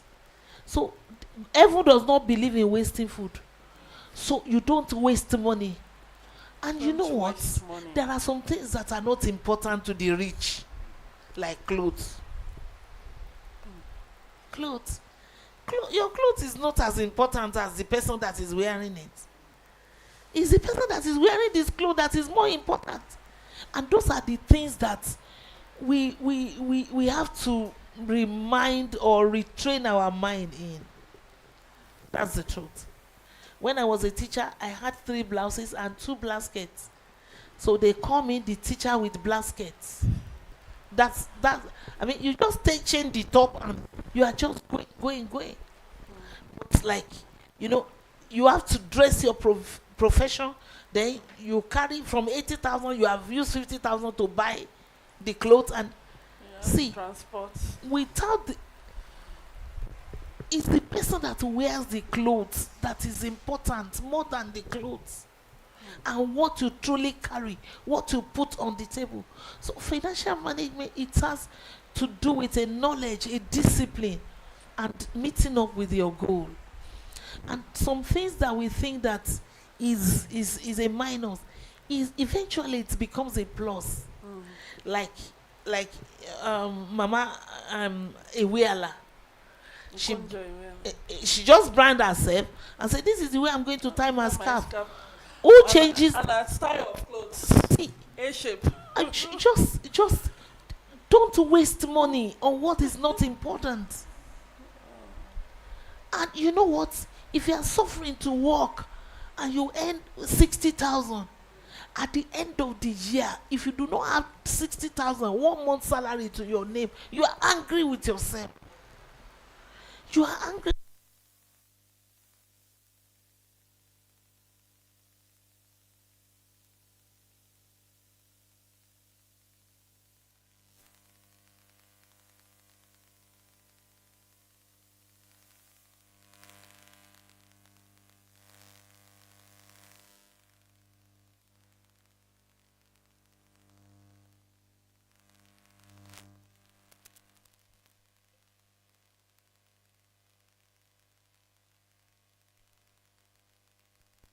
Finances, you know, we have been taught, but Yes, yes. we don't do it. Mm. Write it down, write things down. If you and your husband have quarrel, it's not at the point of the quarrel that you learn. So what happened that time, what causes, then how did you How we feel fix that way, it. then what should I do next time, or what do you expect of me? You know, we are in school. We are talking at the time that we want to learn, not at the time that we are quarreling. But now we are in good terms. We are Okay. so at the best. You are at your best now. So that thing that happened, The other let's solve it Mm. so that it won't repeat. So that we will move from class 1 to class 2. Mm. The Bible says, grow in grace. If you don't have grace of 100,000, you won't see 1 million. Mm. You won't see one. So you need to pass the class See, you and get mo- promoted. see, Mm. see. Sometimes if I gave somebody the key to my car the other day, he sat inside. Ibrahim, he was looking. What will he do? It's button. It's button. And you know what? Spiritual things do evolve. You need knowledge to be able to live. So in handling Capacity money, building. let's read the book. Let's try. So Let's we need try. to learn how to handle it as well. Yes. You can't learn how to make money Money and not without learn know how to handle the money. handle the money. Wow. If the money handle you, you will still be poor. Yes. You talk to, because you talk to it. You take care of it. You take care of money. And let it know its place. Yes. Sometimes I will count 10,000 that I will not spend. I keep it somewhere. The same money. And sometimes I say, keep this money for me. I want to, you return the same money to me after 6 months. So you can't say something, hold your throat. You go and carry it. Yes. You should keep money in your house that you don't touch. Like 10,000, like 20,000. That's, and sometimes Ororo has finished, oh, I won't touch you. As time goes on, I just forget it here. Then later you go and talk, oh, so you are here. Yes, I sit down. Don't worry me. Some people immediately they collect salary. They are already earning. Sit down, money, sit down, sit down, so that you'll be multiplied. So we need to plan the spending. Exactly, exactly, exactly. And that, it does not mean that you should not give. Is the principle of our life. You have to give. You actually, you have to. So in trying to keep is to give. You give to your business. You give to the needy. You give to your family. Because some people, in trying to say that they know how to manage money, their children are not eating well. We must be balanced. So it's still part of the giving. That these children, okay, every Sunday they take milk. The milk they are supposed to have every day. Every day. You not say every Sunday, you try. But not milk at all, because you are trying to manage. Okay? When doctor writes augmentin for you, you will know that you will spend that money. More than that. You will spend that money. So it's a life in the spirit that you must just balance. And it's when God give it to you, you know that is expecting you to give. When I say give now, you know that I'm not talking only about offering or church, because that girl that will pay the school fees is giving. That yam that you bought so that they will eat is giving. That bed that you use Omo to wash the bed sheet is giving. We just have to know that. We just plan that so that we'll be able to do better and give. And you know what? Good life needs planning. When I enter this place today, I've not been here for a while. I just love it. I just love it. You know, it's just in planning. I see this. I mean, it's just so beautiful. You know what? So we If appreciate referrals. Think We used to rent this out for low number gathering. Maybe you have some intimate retreat and all that. The AC is every. Honestly, we operate with solar. Honestly, so 24 hours. it's we get beautiful. It covered. takes a vision and Yeah.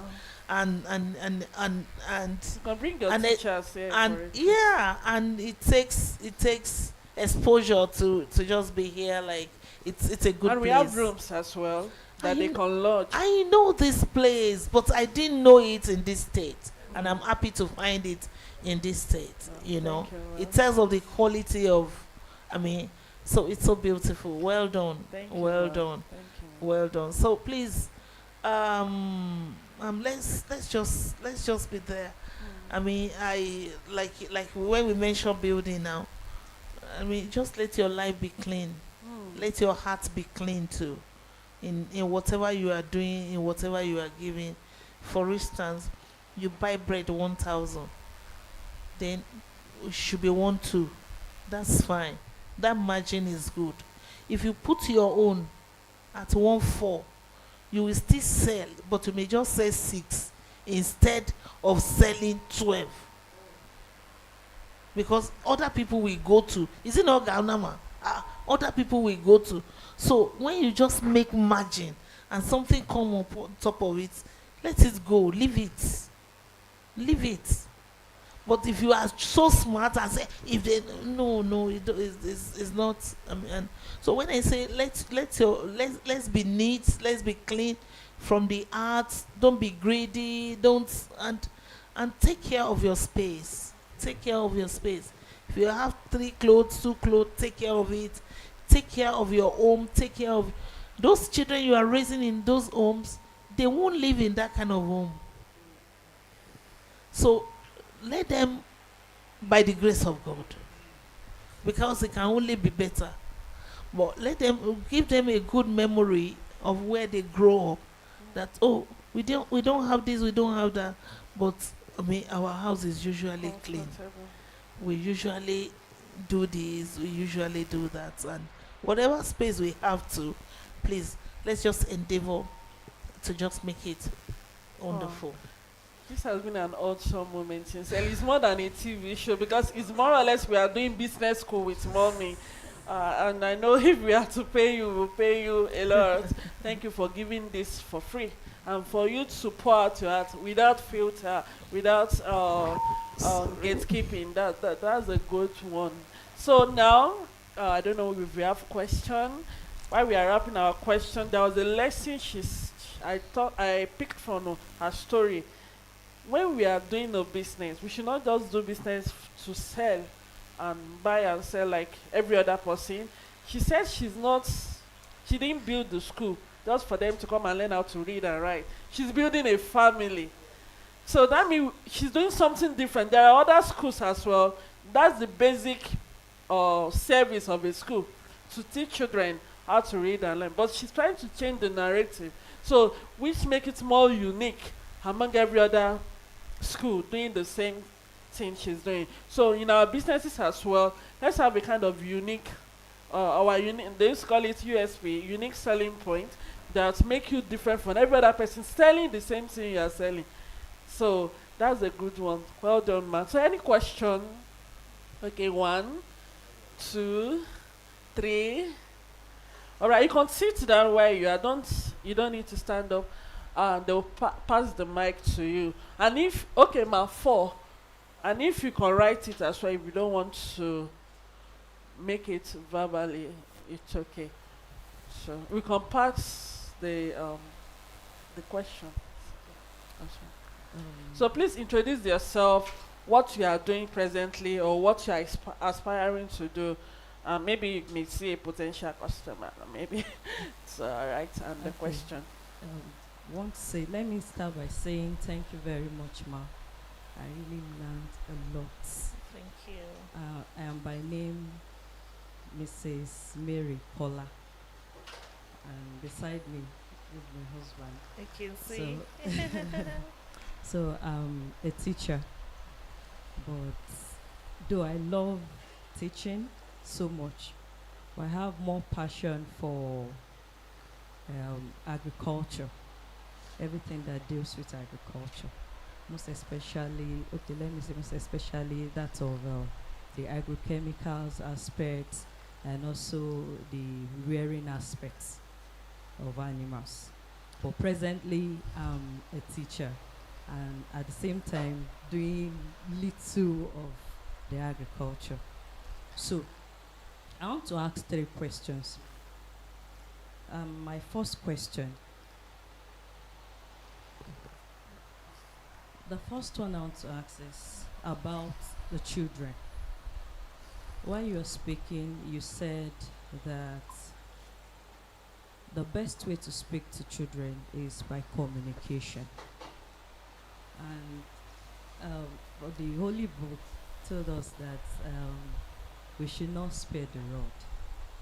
But there are some children that we need to beat before they listen. I have 2 little ones that sometimes, real African woman. I have to touch them a bit. And I noticed that children have their unique characteristics. Some of them you need to talk to them. Some you need to beat them before they listen. Now, the one that I need to beat and from what you said we need to speak to them. Should I stop beating and speak to that too? That's my first question. Then the second question. Working in an organization that you are not allowed to use phone, and you need my husband needs to call me, or families or relative or something like that. Maybe there is an emergency, and already one have discussed it at home that our organization said no to phone, and you need to submit phone till after closing, and there is an emergency, and we agreed that okay, don't submit the phone, keep the phone. So if there is an emergency, then you can pick. And the school, they allow you to. So how, when there is an emergency, how are you going to handle that? even though maybe sometimes you've already taken excuse that you're going out that day, and there is a very urgent thing for you to attend to, and the school, you can't tell them that there is an emergency. They will ask you, who gave you phone? Where did you see phone? How come the person was able to communicate with you? So, at that level, one can lose his job, or something else will happen. And at the same time, the home need you. So, how are you going to balance it. the two? Then the last one I want to talk about, the last question is the job. One's career. Like I said earlier, I said I love agriculture so much, and sometimes if I see those things and I see somebody, booming in it, growing in it, sometimes even in the public, I feel like shedding tears because this is my dream, and you are not yet there, but you want to be there. So how, and at the same time, you want it to be in line with that of the husband. Because from what you said, permit me to say you are the proprietor. So somehow you are the head, even though daddy is the head. Now, how am I going to fix my own Vision. under my husband? Even though there is no much on ground, but one is trying to build it. So how am I going to fix it under his own, being that it's not actually the same line, even though you read biology. Okay. But then, how am I going to?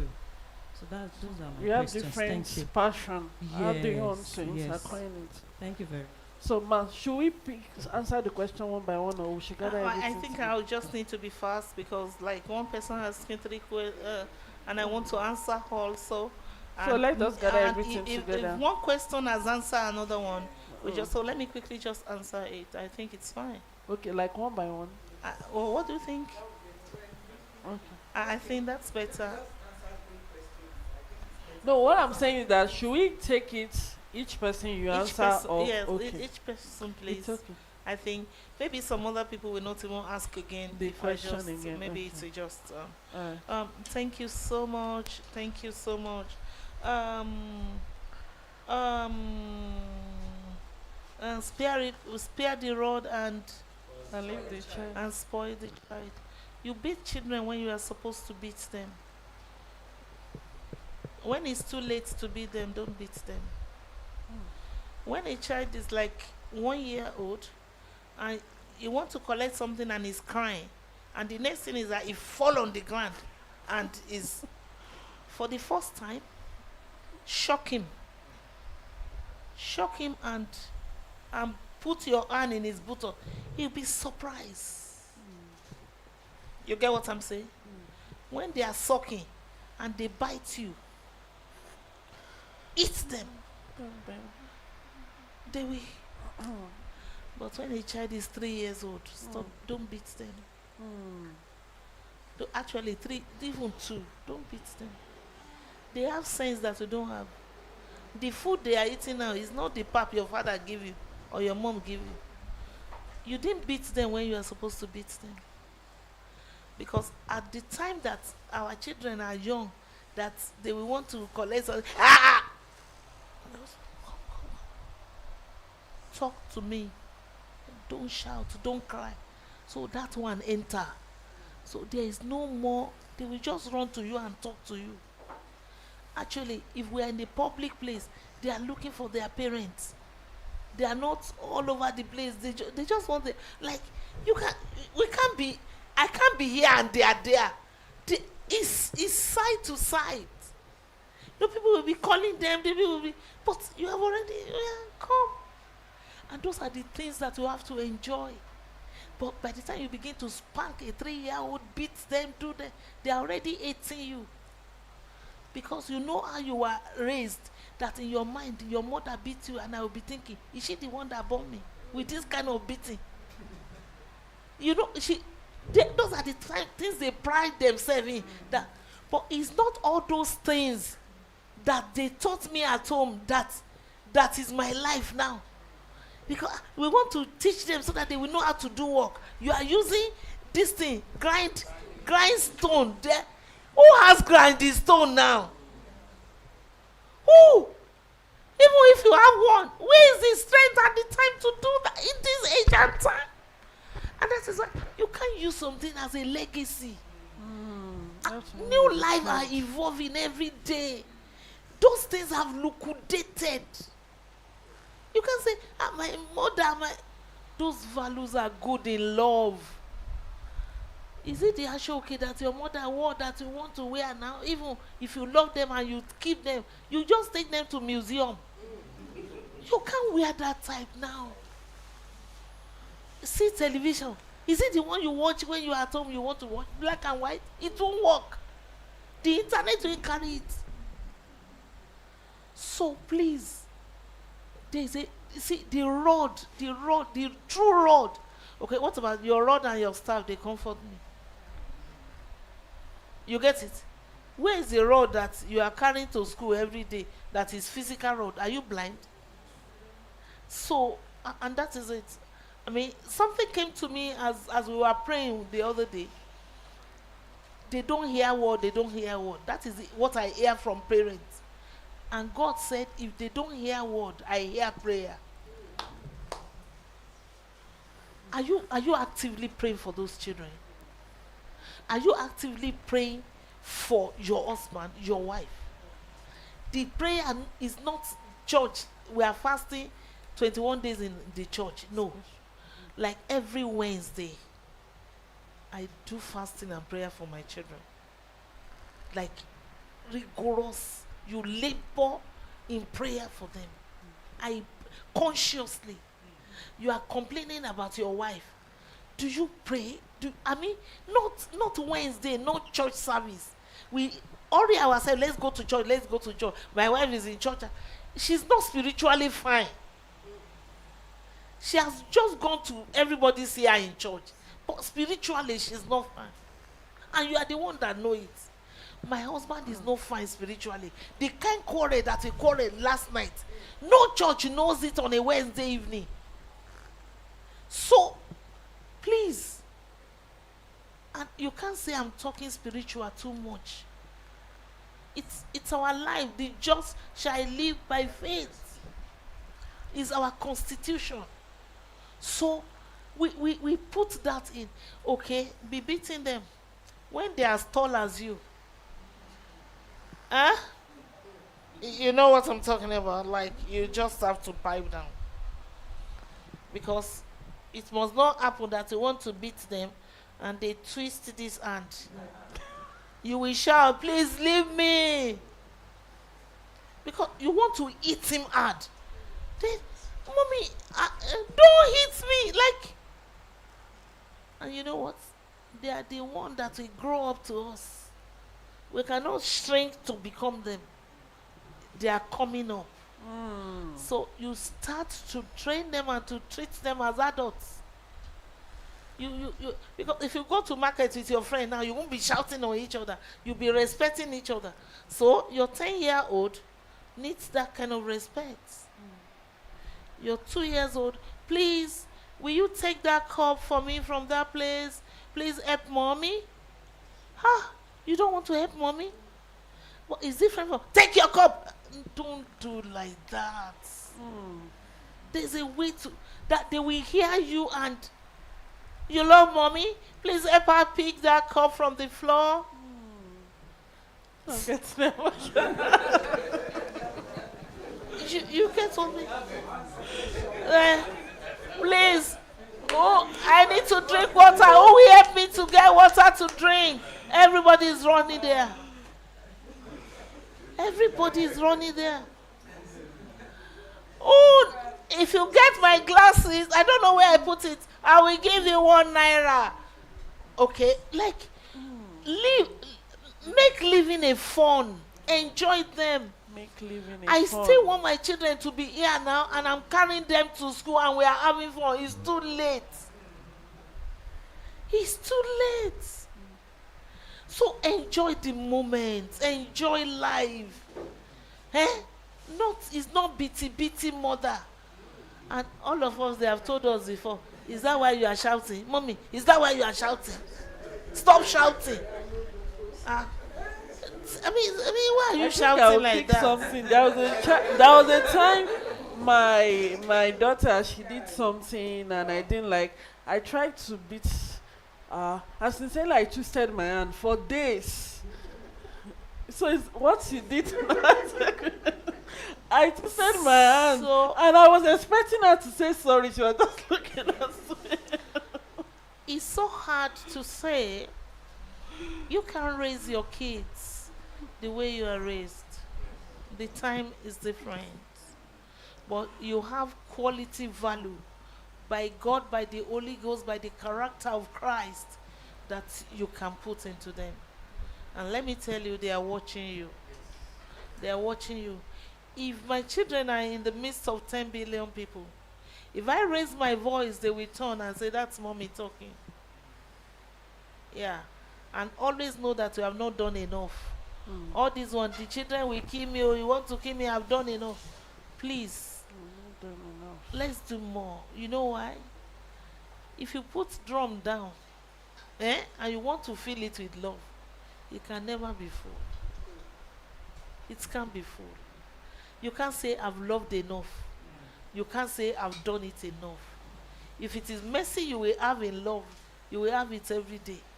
If it is love, it's you can, if you it will not be full.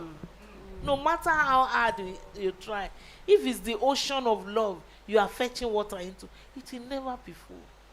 So we do it for our lifetime. And sometimes you say, love you baby, and they say, love you more. Where is the more? Give me the more. So it's not just a language, it's not just cliche, it's something that it is Your true. lifestyle. You know, you say, oh, love you. Please make it real. It's not just Slogan. talk. Thank you. I mean, so as you say it to people every day, when they have challenge, it. let it come out. When they are hungry, let it come out. Those children you love, and everything about love is giving and sacrifice and forgiveness. Yes. What is it? What is it? You love me, you can't forgive me. I love you, I can't forgive you. I can't give. So that's it. That's just it. And don't forget, very soon they are bringing in their car, they are bringing in their wife, the same person you are beating like that today. So let your eyes turn and say, these are adults. These are adults. And in your eyes like this, your children will be wearing your size. They are wearing your size. Just like the clothes. Don't touch my clothes. Don't touch my suit. Don't. They will soon pack them. So we have to be patient, and we just have to pray. So like the age to maybe to just correct them when they are very innocent, they will know where you stand. But when that age pass, as from 2 years, some things are already formed. They already know your voice when you are hungry, when you can't correct again by cane. Actually, remove cane from your curriculum. The one you will beat them is that, I see how it feels. Oh, so let that one goes. But after that, don't just go and destroy all the blala in your house. Yes, that you see this koboko is for you. It's not goat. It's not goat. That is goat skin. Do you burn goat? So that's just it.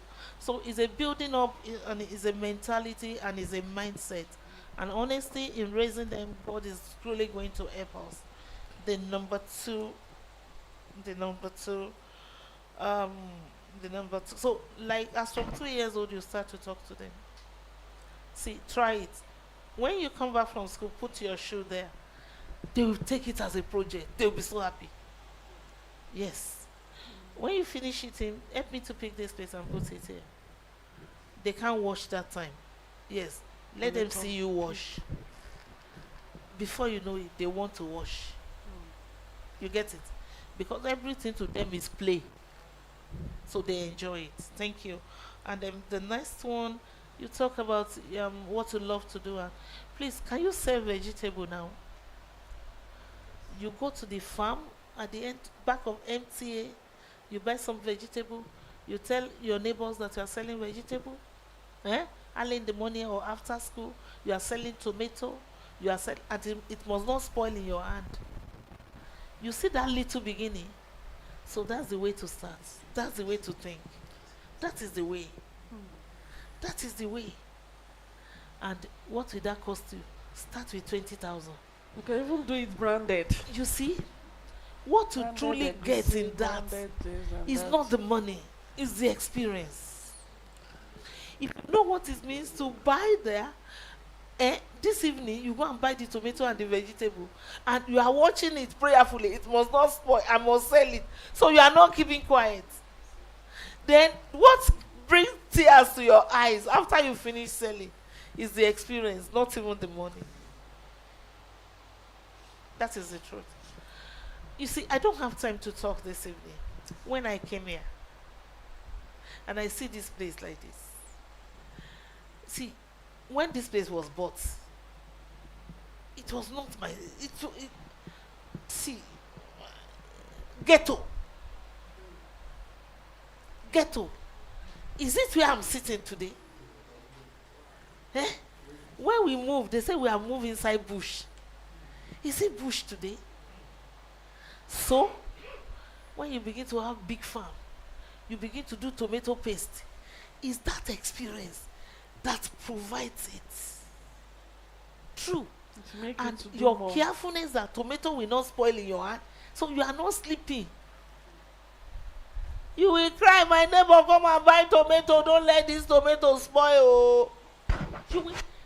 Excuse me, I'm not used to this. You put your heart into it, and the tomato will go. And you begin to say, is it possible? Is it possible? So you can't be talking it big. We are never big from the beginning. All our beginning is usually little. You get it? Because inside our mother's womb, we are like lizard. So, like you are talking about agricultural, and I'm talking about going to buy tomato, and that's the way it is. You are talking about having a tomato paste company. I say, go and start to sell tomato, go and until one man that used to bring his own to the place is bringing it to you directly. Until you do this thing, and you can't do teacher with it again. You have to leave one for one. It is possible. It is possible. And you know what? If you are not faithful in that which is little or another man's thing, Business. you can't do your own. I can't get young girls now to stay in a small shop. Their mind is not there. They can't see what I'm saying. They can't do it. Young girls can't sell bread. They can't sell pure water. They can't sell small shop. But they are thinking of, Supermarket. it doesn't come like that. See, your wealth is your experience. Your wealth. That I have this experience. I've done this before. I've done this before. You say, bring your wealth. I'm not talking of billion nairas. Your experiences. And it's see, if we go around town now, young girls and some women is where they are selling clothes, they know, selling shoes, selling bags. Me, anywhere they are selling iron, cement, building material, that is where I notice. I don't know where they are selling shoe. You know what I'm talking about? One earring is enough for me for 5 years. You know why? If I'm beautiful, I'm beautiful, and I'm beautiful. It's not the earring that will detect the beauty. True of us. See, we just have to change our mind and our perspective. And we have to be schooled in some of these things. So, and I don't like to say this on the air. It's so hard to work with Christians, carnal Christians. If you get spiritual Christian of character, you will enjoy life and you will grow together. This thing that we have talked about, phone, we have to be delivered from our phones. Yes. At home, in work, in the markets. That is a business school. Our phone is school, is everything. But we have to give time to it and discipline to it. We are not disciplined with the use of phone. If you see Igbo people, if they want to answer call here, hello, never. Actually, hardly does their phone ring anywhere. True. Hardly does their phone, hardly does it ring.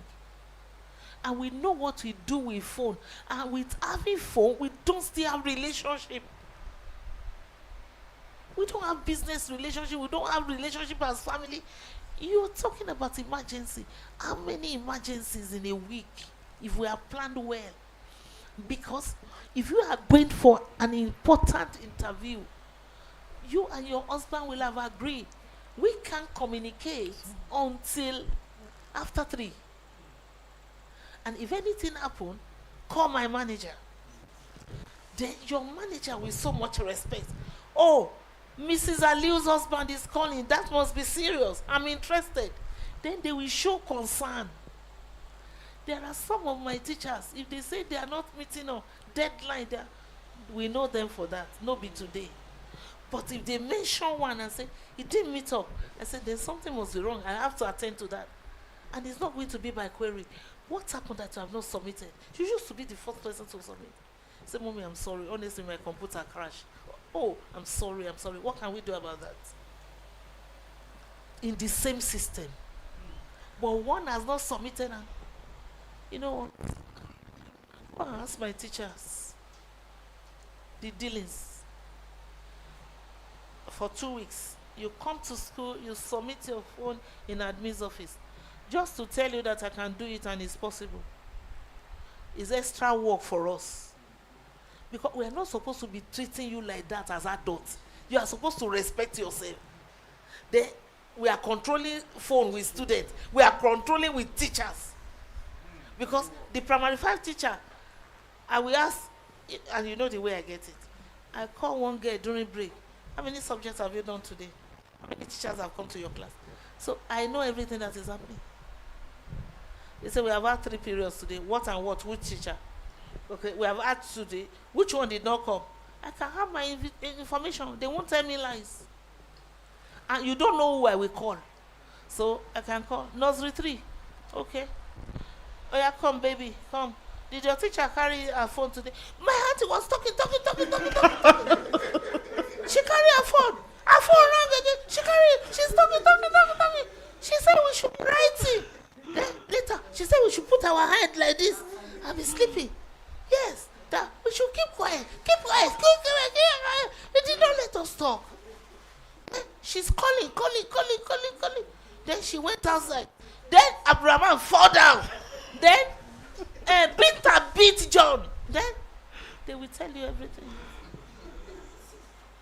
And I just feel bad because that's the same way they go and tell their mother.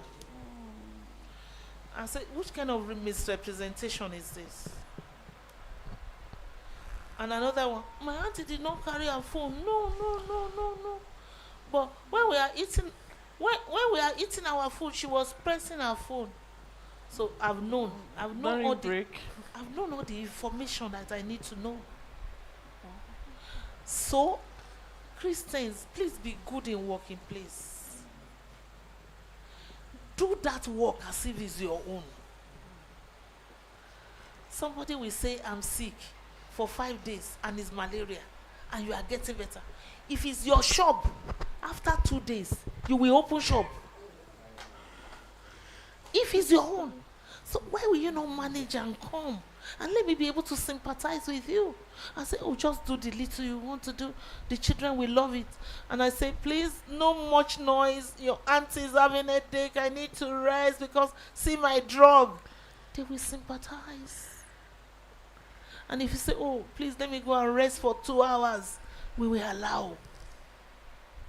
So, you see, what we represent in the workplace, I want to come to your workplace and your boss will tell me things.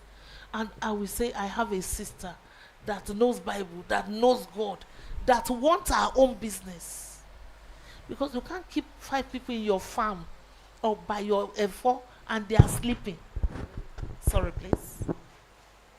I get to Dambu store. The girls that they employ to be helping customer, they are pressing for. They are not even greeting you. I will just look and say, what a generation. That's the truth. So I just tell my teacher, how many of you can represent me? And I say, you can't have what I have because I mean, you are low energy. You are not thinking about yourself. So please, all those things, they are not difficult. There are people that they were exempt from this thing. I did it before because it was too much. And if I say that anything is too much, they know I can do it. They know I can do it. So it's all part of our own. Think about our own discipline we are before you begin to think about how we judge things. Are you getting what I'm talking about? But if I have 8 o'clock to 10 o'clock, I don't touch my phone. Why not? Why not? What is the emergency? Because if the husband is posh enough, let him keep you at home. Don't come to this work so that you'll be attending to all the emergencies. But if you have signed that you are going to be here, please be compact, be disciplined, and just be there. Just carry yourself as owner. And it will go a long, long way. So please, let's just build our character and all those things will be fine. True. In your working place, there's somebody that is your boss that your husband can have the phone. And so when that rule is on, imagine you go and say, this is the number you can call if you need to reach me. Because I made provision for that. The time everybody was submitting phone, some heads will not submit phone. Yes. Some head, and if you pie with that head, I mean your own case is different. You know, oh, it's somebody's husband that is calling, or they don't know your husband's number. Hello, please, I'm Comfort's husband. Please, I need to talk to her, and this is what is going on right now. Okay, we have a paper to sign. I want her to be can I come or something? And I tell staff, don't think that anything is a secret. There's like it's my personal, see, when person die, they personal. That's the truth. Okay, you are just pregnant and you are sleeping. If you tell your boss, you are just talking. Amazing, so sorry. So your boss will understand. But you just keep quiet, you are hiding it. It doesn't work like that. Okay. I mean, so many things. Maybe anything. Just be open and be fun to be truthful and build trust. Enjoy your work. Let them enjoy you. And let them be able to show concern for you. We have not finished 3 o'clock. You are the one that didn't submit register. And they have not rang bell. You are the first to go. You are the last to come. Where is your commitment? So please, Christian character in the workplace. Let's be able to image Christ well. And God is going to continue to stand for us. Yeah. Don't be naughty, don't be nasty in workplace. Don't do that at home, don't do that anywhere. We represent Christ. Is that okay? Yes, A career. Matching your career with your husband. Isn't it? In the area of different.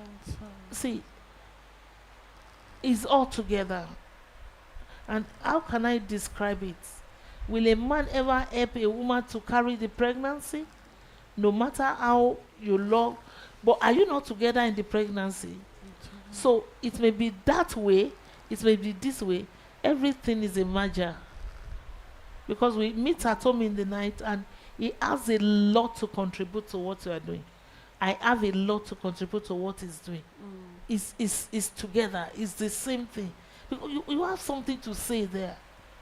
Because you are together in this. But if you run it and it does not have, it's not part of it, it's not, no, we are not together. So, okay, what's going on? How are we going to do this? How are we going to do this? What can I do about this? Actually, your husband is your advisor. Your wife is your advisor. Oh, my husband, what can you tell me about this? What are you thinking about this? And it's going to go a long way. So he knows everything, every process. You know what he's doing and all that and all that. There are some military or medical or where some things happening in the office is restrained from the family and all that. But if you have one partner and that partner can keep secret and can, you can tell somebody something in 5 years, nobody, because nobody even need to know. It's me and my husband. So be trustworthy and be able to listen and do it. If me and my husband agree on anything and that has to change, because I just go out and see a perspective, I'll let him know. Oh, what we agreed to do, I think we have to change it. This is what is going on. So you know. And please, updating is very important. If anything changes, update. Be updating each other. Be updating each other. I say I'm going to branch in Dabu. I'm not branching again. I'm in Gaunama now. Then I've gone to Fodio Road. Be updating. Be updating. But where are you now? I'm in Regions. You didn't tell me again. Like just update. And that's why I say the whole platform is the platform of communication. And that is it. Oh, we put 600,000 here. 700,000 has come in. Oh, that's fine. And you are not afraid that your husband is going to take it from you or your wife will take it from you. And there's one money that has come in. Somebody has gone to squander it. You are still thinking the money is there. Is not good. Talk. Say, I'm in this house and I didn't know. Talk. And sometimes you forget. Oh, Danny, I forgot to tell you. And it's truly, truly that he forgot. So, and it's not all the time. So, that's fine. Thank you so much. God bless. The second person, number 2. Who is number 2?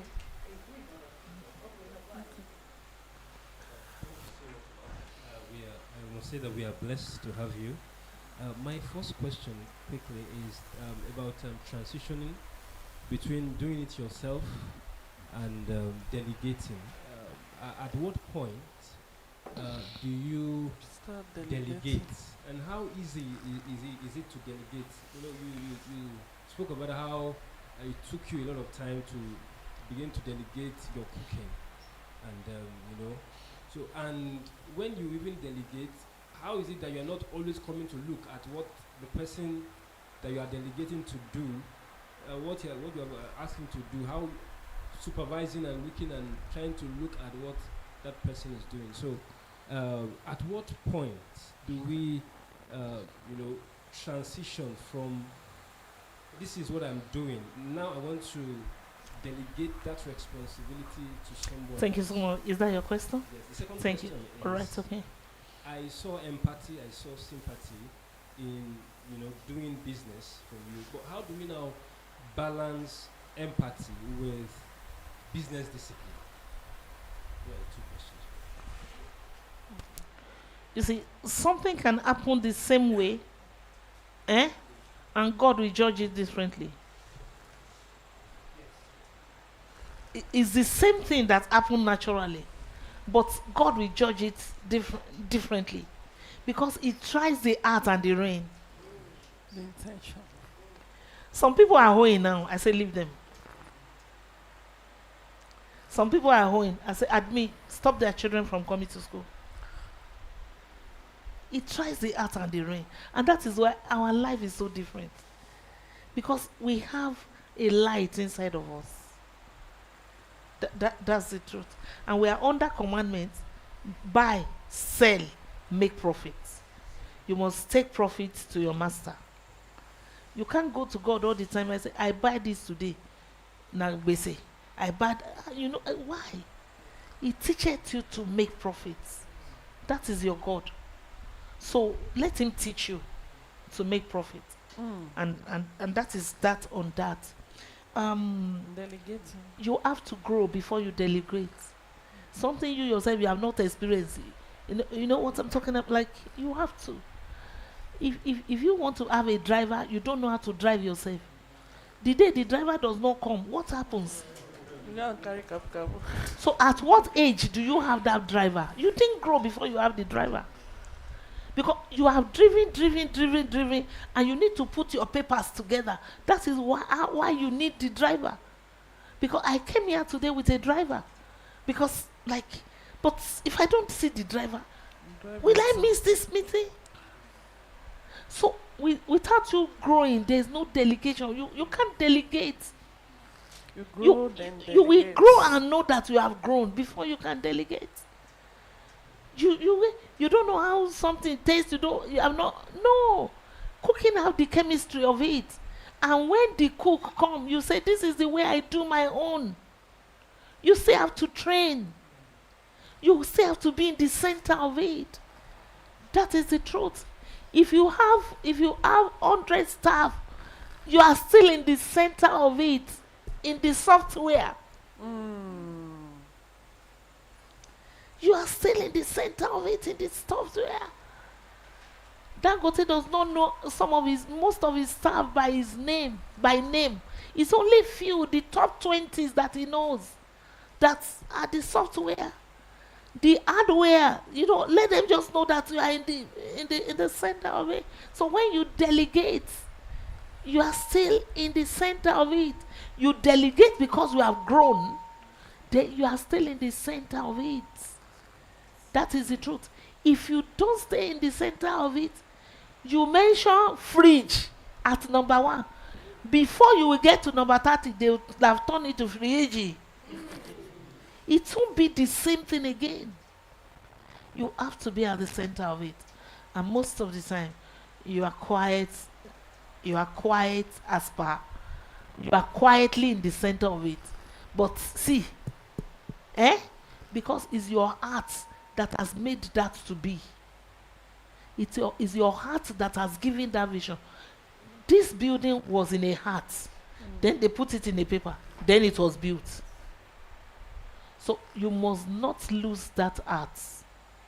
Yes. It's not that you delegate and, okay, I can't sit in my driver's seat when he's there. 2 of us cannot be driving. But will you be allowing him to drive you so you are still there. You are there. And presence means a lot. Presence means a lot. Sometimes it's not particularly that you are physically there, or you are in the kitchen, or you are just like in the 2 hours that the thing is they are cooking, you are there, but you are there. And let them know that you are there.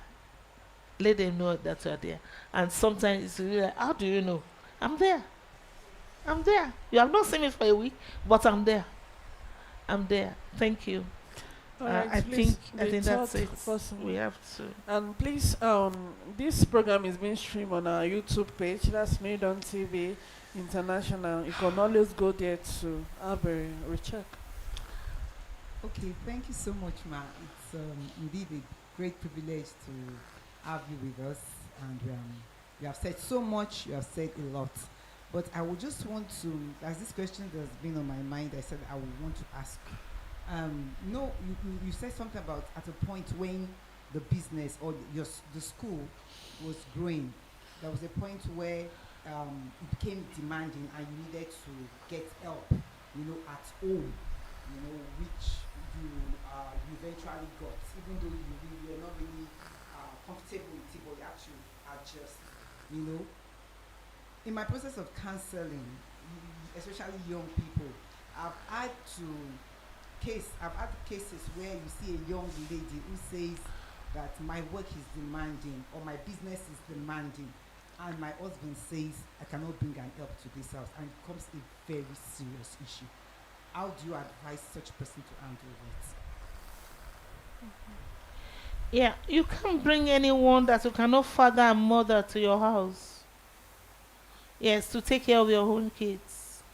So if anyone comes to your house, if they are big, they are my sister, they are my husband's sister. If they are not big, they are my children. And it got to a time everybody become my family member and my children. Now, if your husband does not trust himself, and you are bringing like 18-year-old to the house, and you yourself don't trust your husband, and he does not trust it, will he not say, don't bring anybody? And such husband, it does not depend whether you bring or you don't bring. I'm sorry, because this is supposed to be like a Christian, like But we have to bring all this thing in. I'm very sorry. You get it? So what is the reason that you are not looking for help for your wife, if that will be the best? And say, don't bring in anything, anybody. And in everything I said about that, it's a lot of work. There's so many things to it. What do I mean? They just brought somebody from somewhere. The background is different, but that person need help. That is the number one thing on my mind. This person that they are bringing to me needs help because he's leaving his father and his mother.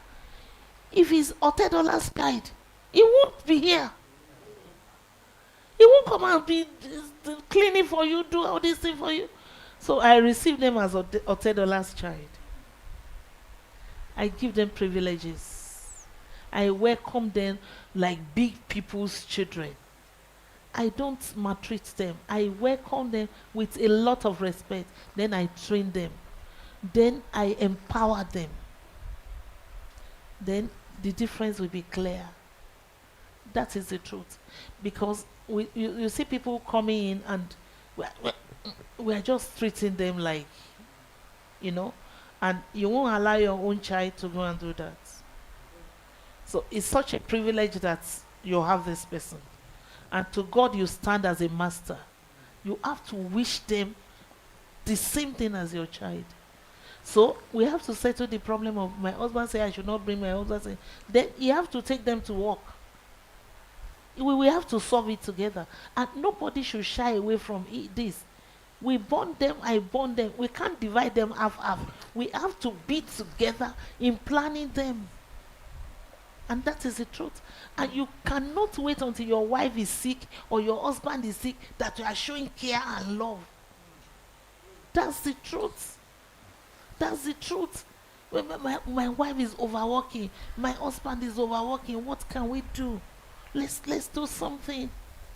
Let's do something. My daughter was telling me the other day when he had meeting with daddy, he said, Mommy, daddy say the meeting is going to do with you. You want to plan how you are going to talk with you, how you are going to be sleeping early. I said, oh, thank you for linking it. 5 days ago, my husband had to technically say, bring your phone. I gave him, follow me. I went there. He put the phone down.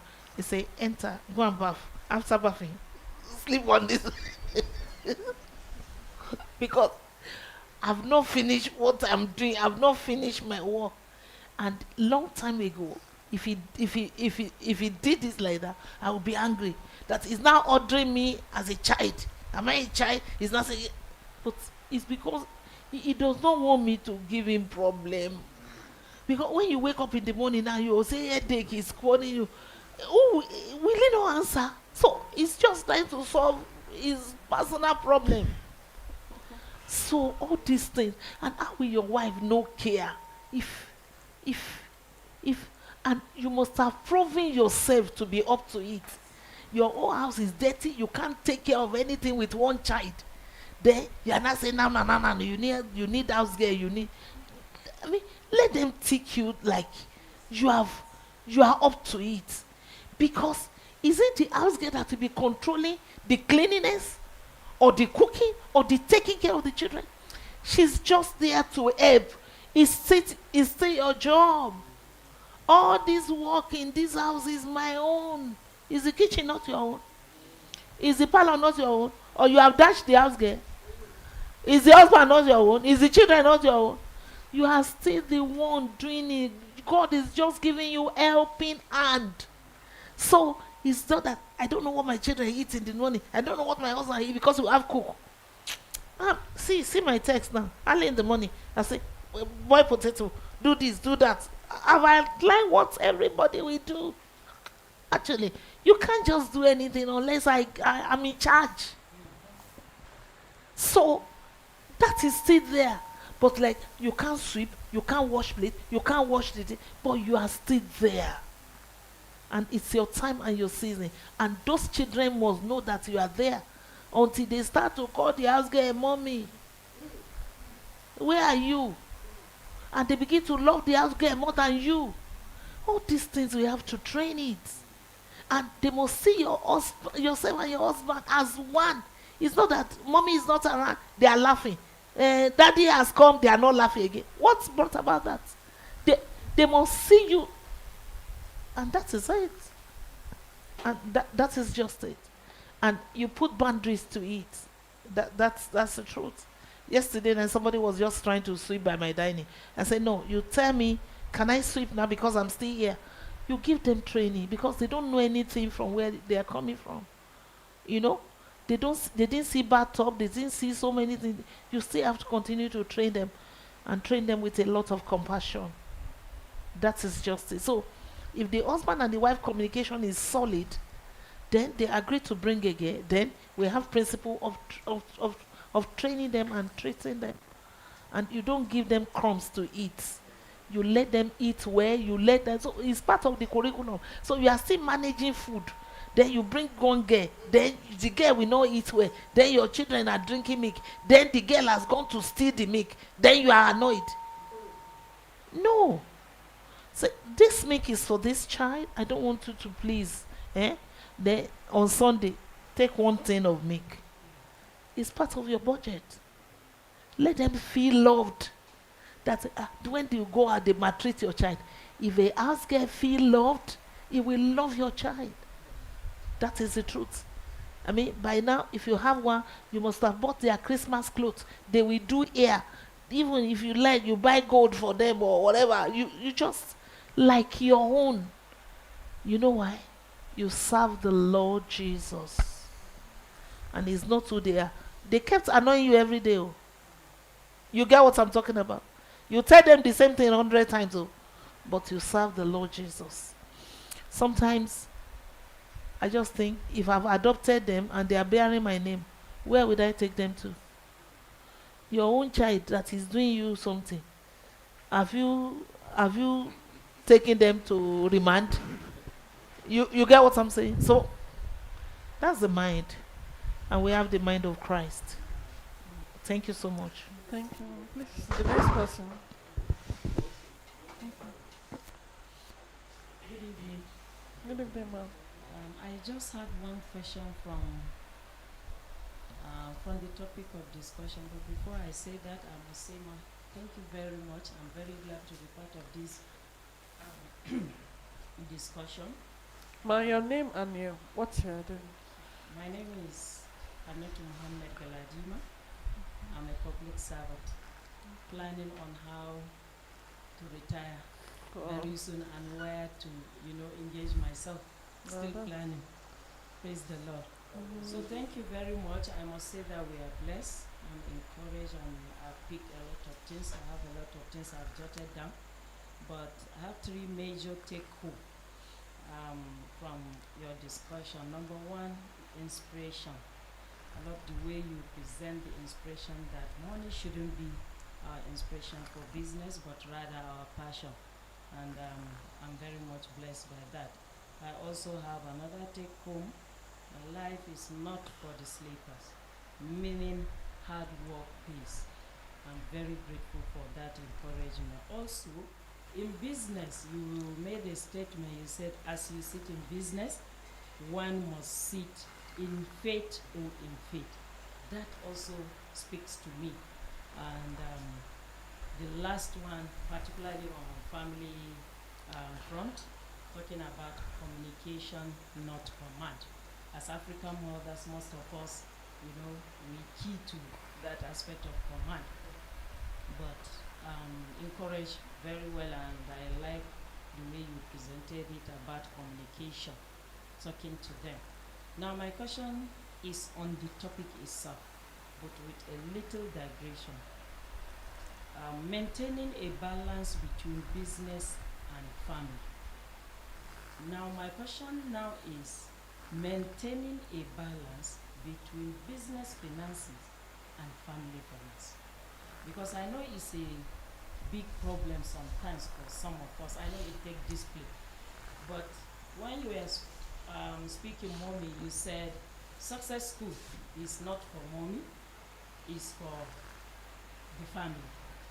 So, and I like it as godly family, our we should speak louder than I. So if success school is for the family now. How do you manage finances from success school and finances in the family? Because after all, we can say, okay, it's my business. Success school is for us as a family. The bills the children need, the upkeep of the house is also for the family. So most of the times we have problem managing those. I don't know if mommy can help us highlight maybe 2 or 3 principles you have that has helped you manage the business finance apart from the family finance. Thank you. Thank you so much. So easy, so easy, and we just have to get the knowledge of it.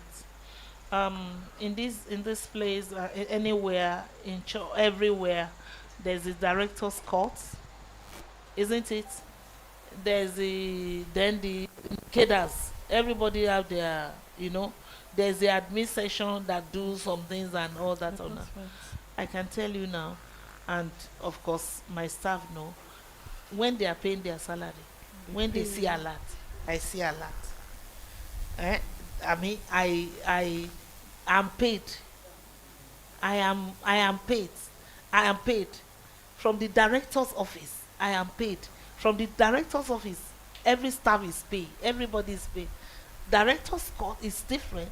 Then the money that's expenditure goes expenditure, and our overhead cost recently has made that, like I'm telling you, the the turnover is the margin is so like you get it. So if we are not watching it, you won't know what is what.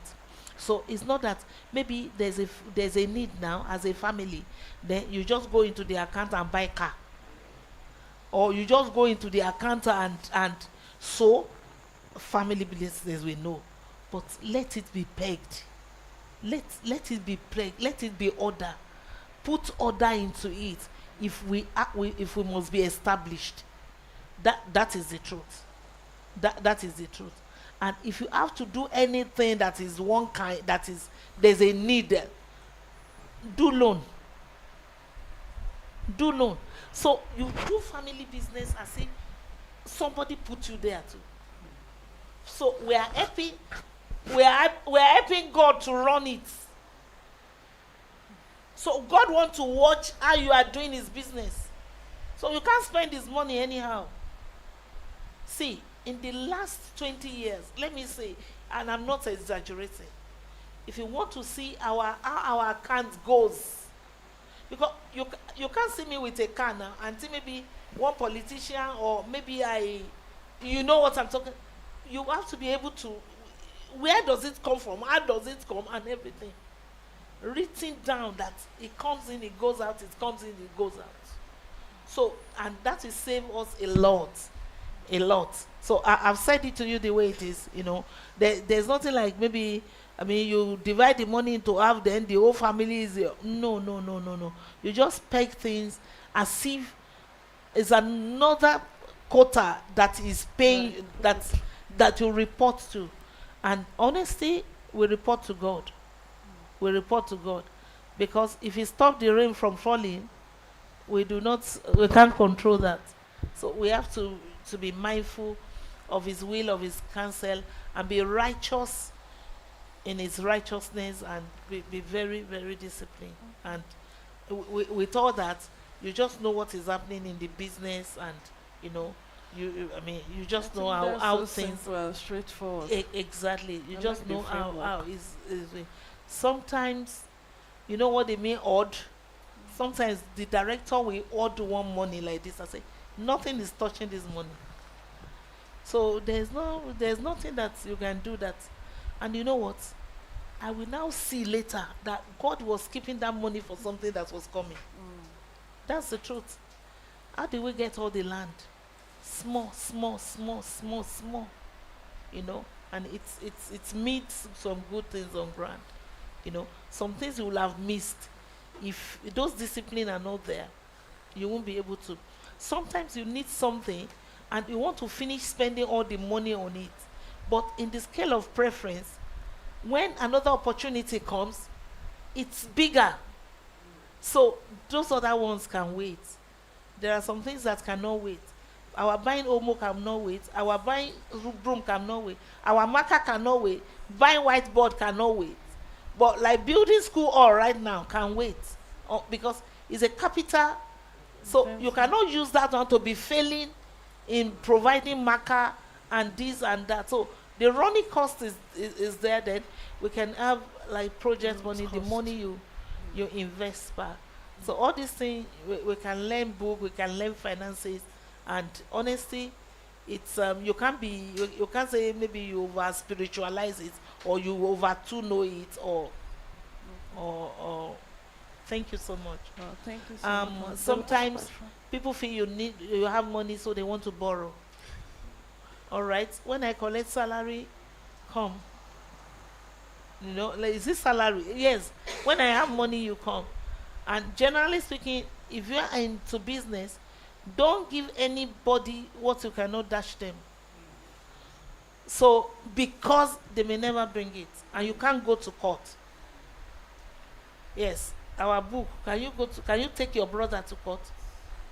He said we should settle before we get to the judge, because the judge will say you are stupid. Why did you give him? So go away. I mean, it's something like that. So, and you see, you have given some people money by integrity, by war, and I've taken money from people. I've not asked once, they have given me. You go to somebody to borrow me 10 million and say, Mommy, tomorrow I will credit it. The person that asks and the person that want to give, they know that they have come a long way in building trust and relationship. So somebody say, bring me 50,000, I will bring it next week with a lot of story. See, you can't say God bless you and allow you to give. Carry 2,000, please. Carry 5,000, and it's not business money. It's not the money you just save from your vegetable. It's from the one that God For say. your personal. Thank you so much. All right, the last question. Thank you very much, ma. And I'm glad that I sit to listen to you. I've normally listened to some of your lecture online, so I'm happy to be here this evening. Thank you. And I've jotted a lot of things that you have spoke to us this evening, and I've learned some of the things I'm not doing well, in which after today, I will go and put more effort on I it. appreciate it. And I want to ask two questions, but you have answered one. The issue of, am I not your customer? That aspect, that most people will not want to pay for service because they also know the trust is not there because of the past record you have with them. Although I've later put some things in place, it's working. But what I've listened here today again, I will go and improve on it. So the main question I want to ask is, as a Christian school, how success school are able to maintain the school daily activities with the society we find ourselves in, Muslim parents, because you do assembly daily and you pray. How are you able to balance We don't that pray. aspect? Okay. We don't pray. If we have to pray, we go and do ablution. Then from ablution, we take some time. So if the Christian have to pray, then the Muslim have to pray and all that. So we don't pray. And maybe you find one Muslim that want to pray the Christian way, or one Christian that want to pray Muslim way. So we don't do that because of the age group and the sensitivity of religion that we adults we have put in place, and we have not been able to manage well. Success School is a family school. I love my family, my Muslim family. They love me. My Christian family, they love me. The children love each other. That is it. Success School is a family school. I have Muslim teachers. I have Christian teacher. I'm on air, and I don't have religion. So, like, because of the way we make religion to be in the society and in the Nigeria and in our background, we make sure that we teach children how important prayer is. Prayer is very, very important. In whatever your family way put it, whether in the Muslim, in the Islamic way, or in the Christian way. But we just say, okay, let's do it. Just do it the way that is from home, and sometimes when we want to have any event, we do the prayer, we do the Christian prayer, we do the Muslim prayer.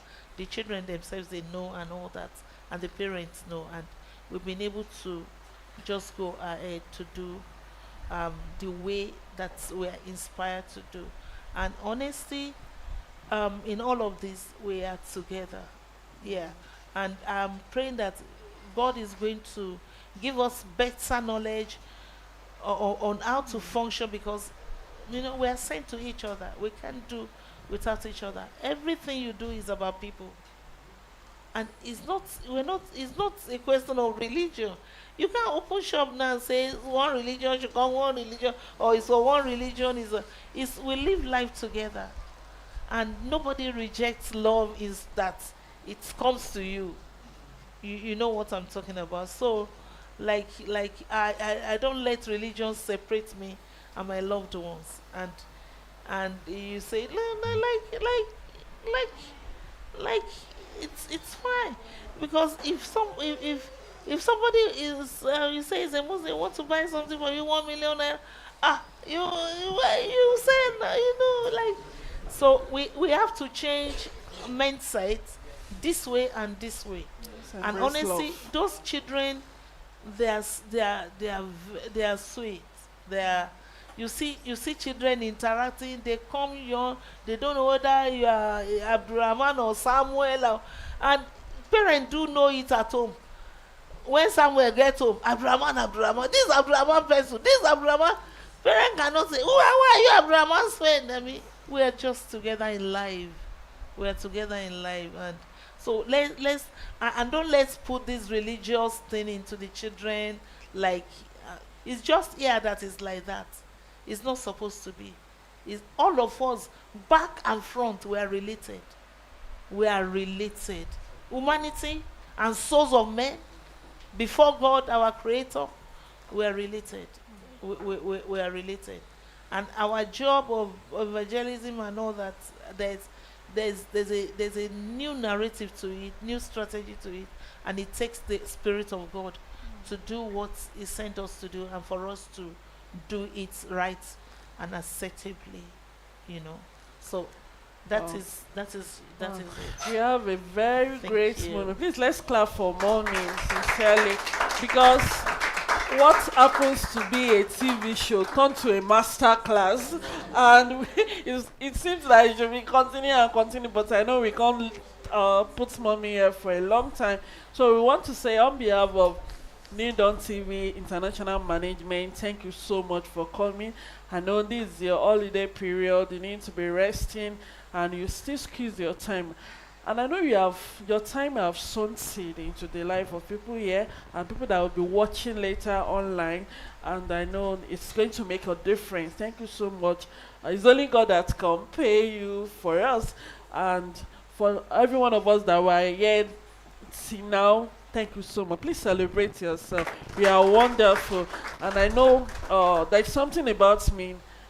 You learn and you act immediately. Don't let it get cold, because some of us, we have been learning and learning, we are not acting. So please, let's put an action into what we have learned in our family, in our homes, and in our businesses, and there will be a difference. Thank you so much for watching New Dawn TV. And please, this program is we have come to an end of the show, and we'll be having a group picture with her mommy, so that she will have a signature before she goes. So please, media, can you arrange us?